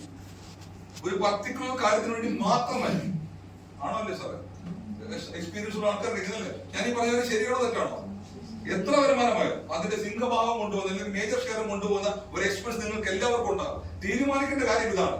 2026 ജാനുവരി മുതൽ എന്റെ ആ എക്സ്പെൻസിലുള്ള കാശ് എവിടെ നിന്നുണ്ടാക്കും? ഞാൻ IBC ഉണ്ടാക്കും. ഫസ്റ്റ് ഗോൾ സെറ്റ് ചെയ്യാൻ പറ്റുന്ന കാര്യം. ഞാൻ അങ്ങനെ സെറ്റ് ചെയ്താണ് ഈ ബിസിനസ് സക്സസ് ആയത്. IBC അല്ല ഞാൻ പറയുന്നത്. നെറ്റ്വർക്ക് മാർക്കറ്റിംഗ് 2018 കടന്നു വരുമ്പോൾ ഞാൻ ആദ്യം പ്ലാൻ ചെയ്ത കാര്യമാണ്. ഞാൻ 2014 വീട് വെച്ചിരുന്നു, പാപ്പനോട് താമസിക്കുന്നത് കാലഘട്ടത്തിൽ പുറകെ. ആ വീട് വെച്ചിരുന്ന ഏകദേശം 1,30,00,000 രൂപ വീട് വെച്ചിട്ട് സ്ഥലം വീട് വാങ്ങിച്ചപ്പോൾ എനിക്ക് ആയത് വസ്തു വാങ്ങി വീട് വെച്ചത്. അപ്പൊ എല്ലാ മാസവും 35,000 രൂപ ലോൺ അടയ്ക്കാൻ വേണ്ടി വേണം. കൃത്യമായി അടച്ചു പോയിക്കൊണ്ടിരിക്കുക, അതൊരു ലോൺ പെൻഡിംഗ് ഇല്ല. ആ സമയത്ത് 2018 നെറ്റ്വർക്ക് മാർക്കറ്റിംഗ് എന്നപ്പോൾ ഞാൻ ആദ്യം സെറ്റ് ചെയ്ത കൂടാണ് 3ാമത്തെ മാസം മുതൽ 35,000 രൂപ ലോൺ അടയ്ക്കാനുള്ള കാശ് ഞാൻ എന്ത് ചെയ്യില്ല, നിലവിലുള്ള വരുമാനത്തിന് എടുക്കില്ല. നെറ്റ്വർക്ക് മാർക്കറ്റിംഗ് ഞാൻ ചെയ്ത കമ്പനി ഉണ്ടായിരുന്നു, അതിനോട് മാത്രം ഇപ്പോൾ പ്ലാൻ ചെയ്തുകൊണ്ട് ഇറങ്ങി ഞാൻ സക്സസ് ആയ ബിസിനസ്. സോ നിങ്ങളുടെ വരുമാനത്തിൽ അങ്ങനെ ഉണ്ടാവുമല്ലോ. ഫസ്റ്റ് നിങ്ങൾ ചെയ്യേണ്ട കാര്യം അത് എനിക്ക് പറഞ്ഞു തരാൻ പറ്റില്ല, നിങ്ങൾക്ക് അറിയാൻ പറ്റും. കുട്ടികളുടെ വിദ്യാഭ്യാസത്തിന് എല്ലാ മാസവും 5,000 6,000 ചെലവാക്കുന്നത് വലിയ ബുദ്ധിമുട്ടാണ് ആൾക്കാർക്ക്. ആരുടെ തെറ്റാണോ അത്? ഇന്ന് നല്ല വിദ്യാഭ്യാസം കൊടുക്കണമെങ്കിൽ കാശ് വേണ്ടേ? വേണ്ടേ? പണ്ട് നമ്മൾ പഠിച്ച സർക്കാർ സ്കൂളാണ് നമ്മൾ പഠിക്കുന്നത്. അല്ല, ചിലപ്പോൾ നമ്മുടെ നിവൃത്തികൾ കൊണ്ട് പഠിപ്പിക്കുകയായിരിക്കും. സർക്കാർ പറയുന്നതാണ് ഏറ്റവും നല്ല വിദ്യാഭ്യാസം അവിടെ കിട്ടുമെന്ന് പറയുന്നത്. അവിടെ മക്കളെ പഠിക്കുന്ന എവിടെയാണ്? ഇല്ലേ? തിരുവനന്തപുരത്താണ് ക്രൈസ്തവ ലൈവോളില് ഇന്റർനാഷണൽ സ്കൂളിലാണ് അവരുടെ മക്കളെ പഠിക്കുന്നത്. പറയുന്നത് വേറെ പ്രവർത്തിക്കുന്നത് വരച്ചു. നമ്മുടെ കുട്ടികൾക്ക് വിദ്യാഭ്യാസം കൊടുക്കണമെങ്കിൽ അതിനുവേണ്ടി ആയിരിക്കും ചിലപ്പോൾ നമ്മുടെ കാശിന്റെ സിംഹഭാവം ചെലവാകുന്നത്. അത് നമ്മൾ എന്ത് ചെയ്യും? സെറ്റ് ചെയ്യുക. 2026 ജാനുവരി മുതൽ എന്റെ മക്കളുടെ സ്കൂൾ ഫീസ് ഞാൻ എവിടുന്ന് കണ്ടെത്തും? IBC കണ്ടെത്തും. 2026 ജാനുവരി മുതൽ എന്റെ വീട്ടിൽ ലോണ് ഞാൻ എവിടുന്ന് കണ്ടെത്തും? IBC കണ്ടെത്തും. 2026 ജാനുവരി മുതൽ കാറിന്റെ ലോണിന്റെ എമൗണ്ട് എവിടുന്ന് കണ്ടെത്തും? IBC. ഇങ്ങനെ നിങ്ങൾ ഗോൾ സെറ്റ് ചെയ്താൽ നിങ്ങളുടെ ഫസ്റ്റ് ഗോളായി. അതായത് നിങ്ങളൊരു ആൾ ചോദിക്കുകയാണ്, നിങ്ങൾ എന്തിനു ബിസിനസ് ചെയ്യുന്നു? അടുത്ത മാസം മുതൽ അല്ലെങ്കിൽ അടുത്ത വർഷം മുതൽ എന്റെ വീട്ടിൽ ലോൺ ഞാൻ ഈ കാശിന് അടച്ചു പോകും. ഈ ആള് നിങ്ങളോട് സംസാരിക്കുന്ന ആളും ഇതേ ചിന്ത മനസ്സിലുണ്ടാവുമില്ലയോ? ഞാൻ ഈ പറഞ്ഞ ചിന്ത എല്ലാം താരങ്ങളുണ്ടെന്ന് കൈപോക്കാം. ഈ ഇരിക്കുന്ന കൂട്ടത്തിൽ ലോൺ അടയ്ക്കാത്ത, ഹൗസിംഗ് ലോൺ അടയ്ക്കാത്ത, പേഴ്സണൽ ലോൺ അടയ്ക്കാത്ത, അല്ലെങ്കിൽ പലിശ വാങ്ങാത്ത, വീടിന്റെ വാടക കൊടുക്കാത്ത, കുട്ടികളുടെ ഫീസ് കണ്ടെത്താൻ ബുദ്ധിമുട്ടാത്ത ആരെങ്കിലും ഉണ്ടെങ്കിൽ കൈപോക്കും. എല്ലാവർക്കും ഉണ്ട്. അപ്പൊ നിങ്ങളെ കാണാൻ വരുന്ന ആൾക്കാർക്ക് ഒന്നുണ്ട്, ബുദ്ധിമുട്ടുണ്ട്. ആ ആളിന്റെ മനസ്സിലേക്കാണ് നിങ്ങൾ എന്ത് കൊടുക്കുന്നത്? പ്രതീക്ഷ കൊടുക്കുന്നത്. 3 മാസം കഴിഞ്ഞാൽ ഞാൻ എന്റെ വരുമാനം ഇവിടുന്ന് കണ്ടെത്തും. ആ ആളിന്റെ മനസ്സിലേക്ക് എന്ത് വളരും? ഹോപ്പ് വളരും, പ്രതീക്ഷ വളരും. ആ പ്രതീക്ഷയാണ് നിങ്ങളിലേക്ക് ആൾക്കാർ എന്ത് ചെയ്യുന്നത്? അട്രാക്ട് ആകുന്നത്. ഇല്ലെങ്കിലോ നമ്മൾ എപ്പോഴും പറയുന്ന കാര്യം സമ്പാദിക്കുക എന്ന് പറഞ്ഞാൽ അത് എല്ലാവരും കോമൺ ആയിട്ട് പറയുന്ന വാക്കാണ്. പക്ഷെ എന്തില്ല, സ്പെസിഫിക് ആയിട്ട് നമുക്കൊരു ഗോൾ ഇല്ല, അല്ലെങ്കിൽ എയിം ഇല്ല പറയാനായിട്ട്. അത് ആരാണോ പറയുന്നത് ആ ആളിന്റെ കൂടെ എന്ത് ചെയ്യും? സക്സസ് ഉണ്ടാവും. പണ്ട് നിങ്ങളൊരു മഹാഭാരതം വായിച്ചിട്ടുണ്ടോ? വായിച്ചിട്ടുണ്ടോ ആൾക്കാരെ? അല്ലെങ്കിൽ TV സീരിയൽ കണ്ടിരിക്കും അല്ലെ? മഹാഭാരത ദ്രോണാചാര്യ കണ്ടിട്ടുണ്ടോ? ഇവിടെ പാണ്ഡവരുടെ കൗരവരുടെയും എന്തായിരുന്നു? ട്രെയിനറായിരുന്നു, ഗുരുവായിരുന്നു അല്ലെ? അദ്ദേഹം അമ്പ ചെയ്യാൻ വിളിച്ചപ്പോ പല ആൾക്കാരെ വിളിച്ച് എന്താ പറഞ്ഞത്? അമ്പ് ബില്ലും കൈ കൊടുത്തിട്ട് എങ്ങോട്ട് നോക്കാൻ പറഞ്ഞു? നിങ്ങൾ എന്ത് കാണുന്നു? ഞാൻ മരം കാണുന്നു, മരത്തിലെ ചില്ല കാണുന്നു, ചില്ലയിലെ ഇല കാണുന്നു, ഇലയിലേക്ക് പോടാന്ന് പറഞ്ഞു അല്ലെ? ആരാ പറഞ്ഞ വ്യക്തമായിട്ട്? എന്ത് പറഞ്ഞു? എന്ത് മാത്രമേ കാണുന്നുള്ളൂ? ഞാൻ ആ പക്ഷിയുടെ കണ്ണ് മാത്രമേ കാണുന്നുള്ളൂ. അമ്പ ചെയ്യാൻ പറഞ്ഞു, എവിടെ കൊണ്ടു അമ്പ്? സോ അതുകൊണ്ടാണ് അർജുന്റെ പേര് നമ്മൾ ഇപ്പോഴും ഓർത്തിരിക്കുന്നത്. ബാക്കി ആരൊക്കെ അമ്പ ചെയ്യാൻ പോയെന്ന് അറിയാമോ? സോ വ്യക്തമായ ലക്ഷ്യം ആർക്കുണ്ടായിരുന്നു? ആരാണോ അത് കൃത്യമായി കാണുന്നത് ആ ആള് അത് സക്സസ് ആക്കി എടുക്കുകയും ചെയ്യും. ക്ലിയർ ആണോ? സോ നമുക്ക് ആദ്യം ഉണ്ടാവേണ്ട കാര്യം വ്യക്തമായ ഒരു ഗോളാണ്. അതെങ്ങനെ സെറ്റ് ചെയ്യാം? ഒരുപാട് ആൾക്കാർ പക്ഷേ നിങ്ങളുടെ പല ട്രെയിനിങ്ങുകളിലും പല കാര്യങ്ങളിലും ഗോൾ സെറ്റ് ചെയ്യാൻ പറഞ്ഞു തരും. 6 മാസം കഴിഞ്ഞാൽ നിങ്ങൾ ഹെലികോപ്റ്റർ പറന്നിറങ്ങുന്ന കാര്യം നടക്കുമോ? നമ്മുടെ മനസ്സ് തന്നെ പറയും നടക്കില്ല. അപ്പൊ ആ ഗോളിന്റെ പിറകെ ആര് പോവില്ല? നമ്മൾ പോവില്ല. 1 വർഷം കഴിഞ്ഞാൽ ബെൻസ് കാറിലായിരിക്കും വരുന്നത്. നടക്കൂ? ഇത് ആര് വിശ്വസിക്കണം? നമ്മുടെ സബ് കോൺഷ്യസ് മൈൻഡ്, നമ്മുടെ ഉപബോധ മനസ്സ് വിശ്വസിക്കുന്ന, സബ് കോൺഷ്യസ് മൈൻഡിന് വിശ്വസിക്കാൻ പറ്റുന്ന സ്വപ്നമേ ഇപ്പൊ കാണാൻ പാടുള്ളൂ. നമ്മള് ശ്രദ്ധിച്ചു, നമ്മുടെ പല കാര്യങ്ങളും ചെയ്യിക്കുന്നത് നമ്മുടെ കോൺഷ്യസ് മൈൻഡ് അല്ല, ബോധ മനസ്സല്ല. പല കാര്യങ്ങളും ചെയ്യുന്നത് സബ് കോൺഷ്യസ് മൈൻഡാണ്. ശരിയാണോ തെറ്റാണോ? ഒരു ടൂർ പോകാൻ പ്ലാൻ ചെയ്യുന്നു, രാവിലെ 5 മണിക്ക് പോകണം, 4 മണിക്ക് അലാറം വെച്ചിട്ടുണ്ട്. എപ്പോ എണീക്കും? അലാറം അടിക്കുന്നതിന് മുമ്പ് എണീക്കും. ശരിയോ തെറ്റോ? സ്കൂളിൽ പോണം, 7 മണിക്ക് അലാറം വെച്ചാലും 7 മണിക്ക് എണീക്കില്ലേ? എണീക്കോ? ഇല്ല. എന്തുകൊണ്ടാ? നമ്മുടെ ഒരു നല്ല കാര്യത്തിന് പോകുമ്പോൾ മൈൻഡ്, സബ് കോൺഷ്യസ് മൈൻഡിലാണ് ഈ സാധനം ഉണ്ടാവുന്നത്, സെറ്റ് ആവുന്നത്. അലാം ഒന്നും അടിക്കേണ്ട അതിന് മുമ്പ് നമ്മൾ അടിക്കണം. ആണോ രാജസ്ഥാൻ? ഇല്ലെങ്കിലോ?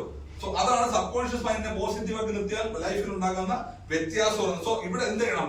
നിങ്ങളുടെ മനസ്സ് സബ് കോൺഷ്യസ് മൈൻഡ് സെറ്റ്, അതൊരു വലിയ സബ്ജക്ട്, അതിലൂടെ ഞാൻ പോകുന്നില്ല. സബ് കോൺഷ്യസ് മൈൻഡിന് വിശ്വസിക്കാൻ പറ്റുന്ന കാര്യം മാത്രം എന്ത് ചെയ്യാവും? ആദ്യം മനസ്സിൽ ഫീഡ് ചെയ്യാവും. അല്ലാതെ ബിസിനസ് സ്റ്റാർട്ട് ചെയ്ത് IBC സ്റ്റാർട്ട് ചെയ്ത് 7 മാസം ട്രെയിനിങ് ഒക്കെ ചെയ്തു, അടുത്ത മാസം ബെൻസ് കാറിൽ പറന്നു വരും. നടക്കുന്ന കാര്യമല്ല. പോയി കിടന്ന് ഉറങ്ങും, സ്വപ്നം മാത്രം കണ്ടുകൊണ്ടിരിക്കും. സോ എന്ത് ചെയ്യുക, നമ്മുടെ ഉപബോധ മനസ്സിൽ വിശ്വസിക്കാൻ പറ്റുന്ന കാര്യം എന്ത് ചെയ്യുക, ആദ്യം സെറ്റ് ചെയ്യുക. അതാ പറഞ്ഞത് നിങ്ങളുടെ ഏറ്റവും ഇമ്പോർട്ടന്റ് ആയിട്ട് നിങ്ങളുടെ സാമ്പത്തികത്തെ ഏറ്റവും ബാധിക്കുന്ന കാര്യം എന്താണോ ആ കാര്യം ആദ്യം സെറ്റ് ചെയ്യുക. അത് നേരത്തെ പറഞ്ഞ പോലെയാണ് നിങ്ങളുടെ കുട്ടികളുടെ വിദ്യാഭ്യാസമായിരിക്കാം, മക്കളുടെ മാതാപിതാക്കളുടെ ചികിത്സ ചെലവായിരിക്കാം, അല്ലെങ്കിൽ വീടിൽ ലോണായിരിക്കും, കാർ ലോണായിരിക്കും, എന്തായിരിക്കാം, ഇതിനെ ആദ്യം എന്ത് ചെയ്യുക, ഒന്ന് സെറ്റ് ചെയ്യുക, ഒരു ഡേറ്റ് എഴുതി വെക്കുക. സോ ഫോർ എക്സാമ്പിൾ ഞാൻ സെറ്റ് ചെയ്ത കാര്യം 35,000 രൂപ, എന്റെ കാര്യം പറഞ്ഞു പോകാം കേട്ടോ. 35,000 രൂപ ഞാൻ മനസ്സിൽ കണ്ട ടാർഗറ്റ്. ഇത് വിചാരിച്ചിരുന്നത് 2018 ഏപ്രിൽ മുതൽ ഈ എമൗണ്ട് ഞാൻ എവിടെ നിന്ന് കണ്ടെത്തും, നിലവിലുള്ള എന്റെ വരുമാനത്തിന് കണ്ടെത്താതെ നെറ്റ്വർക്ക് മാർക്കറ്റിലൂടെ കണ്ടെത്തുന്നു വിചാരിച്ചിറങ്ങിയതാണ്. ആ സമയത്ത് ഇറങ്ങിയത് സതീഷ് സാർ നമ്മുടെ പരിചയമുണ്ട്, രാമേട്ടന് പരിചയമുണ്ട്, നാസിന് പരിചയമുണ്ട് അല്ലെ. കള്ളം എന്താ പറയുന്നത്, തെളിയിക്കുന്ന ആളുടെ പേര് ഞാൻ എടുത്ത് പറഞ്ഞു ആണല്ലോ സാറേ. ആ ബിസിനസ് സ്റ്റാർട്ട് ചെയ്തതാണ് 2020 ഫെബ്രുവരി മാസത്തിൽ. എന്ത് സംഭവിച്ചു, ഞാൻ പറഞ്ഞു ഞാൻ സ്റ്റാർട്ട് ചെയ്ത് 2018 ഏപ്രിലിൽ സെറ്റ് ചെയ്ത ഗോളാ. 2020 ഫെബ്രുവരി എന്ത് സംഭവിച്ചു, പുറത്തിറങ്ങരുത് പറഞ്ഞില്ലേ, പാല് വാങ്ങാനും പഴം വാങ്ങാൻ പോലും പുറത്തിറങ്ങാൻ പാടില്ല. എന്ത് സംഭവിച്ചു, കോവിഡ് വന്ന് അകത്തിരുന്നു അല്ലെ. സ്വാഭാവികമായിട്ടും ബാങ്കുകളൊക്കെ എന്ത് കൊണ്ടുവന്നു, മൊറട്ടോറിയം സംവിധാനം കൊണ്ടു. കാരണം എന്താ, ലോൺ എടുത്ത ആൾക്കാർക്ക് 3 മാസം ലോൺ അടയ്ക്കേണ്ട, പല ആൾക്കാരും അവൈൽ ചെയ്തിട്ടില്ലേ. ഞാൻ അന്ന് ഉറപ്പിച്ച് വിശ്വസിക്കുന്നു, നെറ്റ്വർക്ക് മാർക്കറ്റിംഗ് ബിസിനസ് തെരഞ്ഞെടുത്തോണ്ട് മാത്രം ഒരു വർഷം മൊറട്ടോ അല്ലെങ്കിൽ കോവിഡ് നീണ്ടുനിരുന്നേ പോലും എന്റെ ബാങ്ക് ലോണുകൾ എന്തുണ്ടാവില്ല, പെയിന്റിംഗ് ആവില്ല. കാര്യം എന്താ, 35,000 രൂപ എല്ലാ മാസം ലോൺ അടയ്ക്കാൻ വേണ്ടി മാത്രം നെറ്റ്വർക്ക് മാർക്കറ്റിംഗ് വന്ന എന്റെ അക്കൗണ്ടിൽ അന്ന് 6 ലക്ഷം രൂപയധികം സേവിങ്സ് ഉണ്ടായിരുന്നു. എന്ന് വെച്ചാൽ 1.5 വർഷമോ 2 വർഷമോ കോവിഡ് നീണ്ടിരുന്നെങ്കിൽ പോലും എനിക്ക് എന്തുണ്ടാവില്ല, എന്റെ ലോൺ അടയ്ക്കാനോ എന്റെ വീട്ടിൽ ചെലവിന് ബുദ്ധിമുട്ടുണ്ടാവില്ല. ഏത് ബിസിനസ് ഒന്നുണ്ടാവും. അതേസമയം ട്രഡീഷണൽ മാർക്കറ്റിംഗ് പോലെങ്കിലോ ജോലിക്ക് പോകാൻ അറിയാൻ പറ്റില്ല, ജോലി ശമ്പളം കിട്ടാത്ത ആൾക്കാരുണ്ട്, ശമ്പളം പകുതി കിട്ടിയ ആൾക്കാരുണ്ട്, ചെലവ് മൊത്തം ബാധിച്ചില്ലേ, ലൈഫ് സ്റ്റൈലിന് മൊത്തം ബാധിച്ചില്ലേ. സോ അതാണ് നെറ്റ്വർക്ക് മാർക്കറ്റിംഗ് പവർ. സെറ്റ് ചെയ്ത ഗോൾ പെർഫെക്റ്റ് ആയിരുന്നുകൊണ്ടും അതിന് ഞാൻ കൃത്യമായ ടൈമിംഗ് കൊടുക്കുന്നതുകൊണ്ടും എനിക്ക് എന്ത് ചെയ്യാൻ പറ്റി, സക്സസ് ആകാൻ പറ്റി. സോ നിങ്ങൾ ആദ്യം എന്താവണം, നിങ്ങൾക്ക് അച്ചീവ് ചെയ്യാൻ പറ്റുന്ന, നിങ്ങളുടെ മനസ്സിന് വിശ്വസിക്കാൻ പറ്റുന്ന ഒരു ഗോൾ സെറ്റ് ചെയ്യുക. എന്നിട്ട് എന്ത് ചെയ്യണം, അതിനു വേണ്ടിയാണ് ഇതിന്റെ എഫേർട്ട് ഇടേണ്ടത്. സോ ആദ്യം ഉണ്ടാവേണ്ട കാര്യം ഒരു പെർഫെക്റ്റ് ആയിട്ടുള്ള അച്ചീവ് ചെയ്യാൻ പറ്റുന്ന ഗോൾ ആയിരിക്കണം.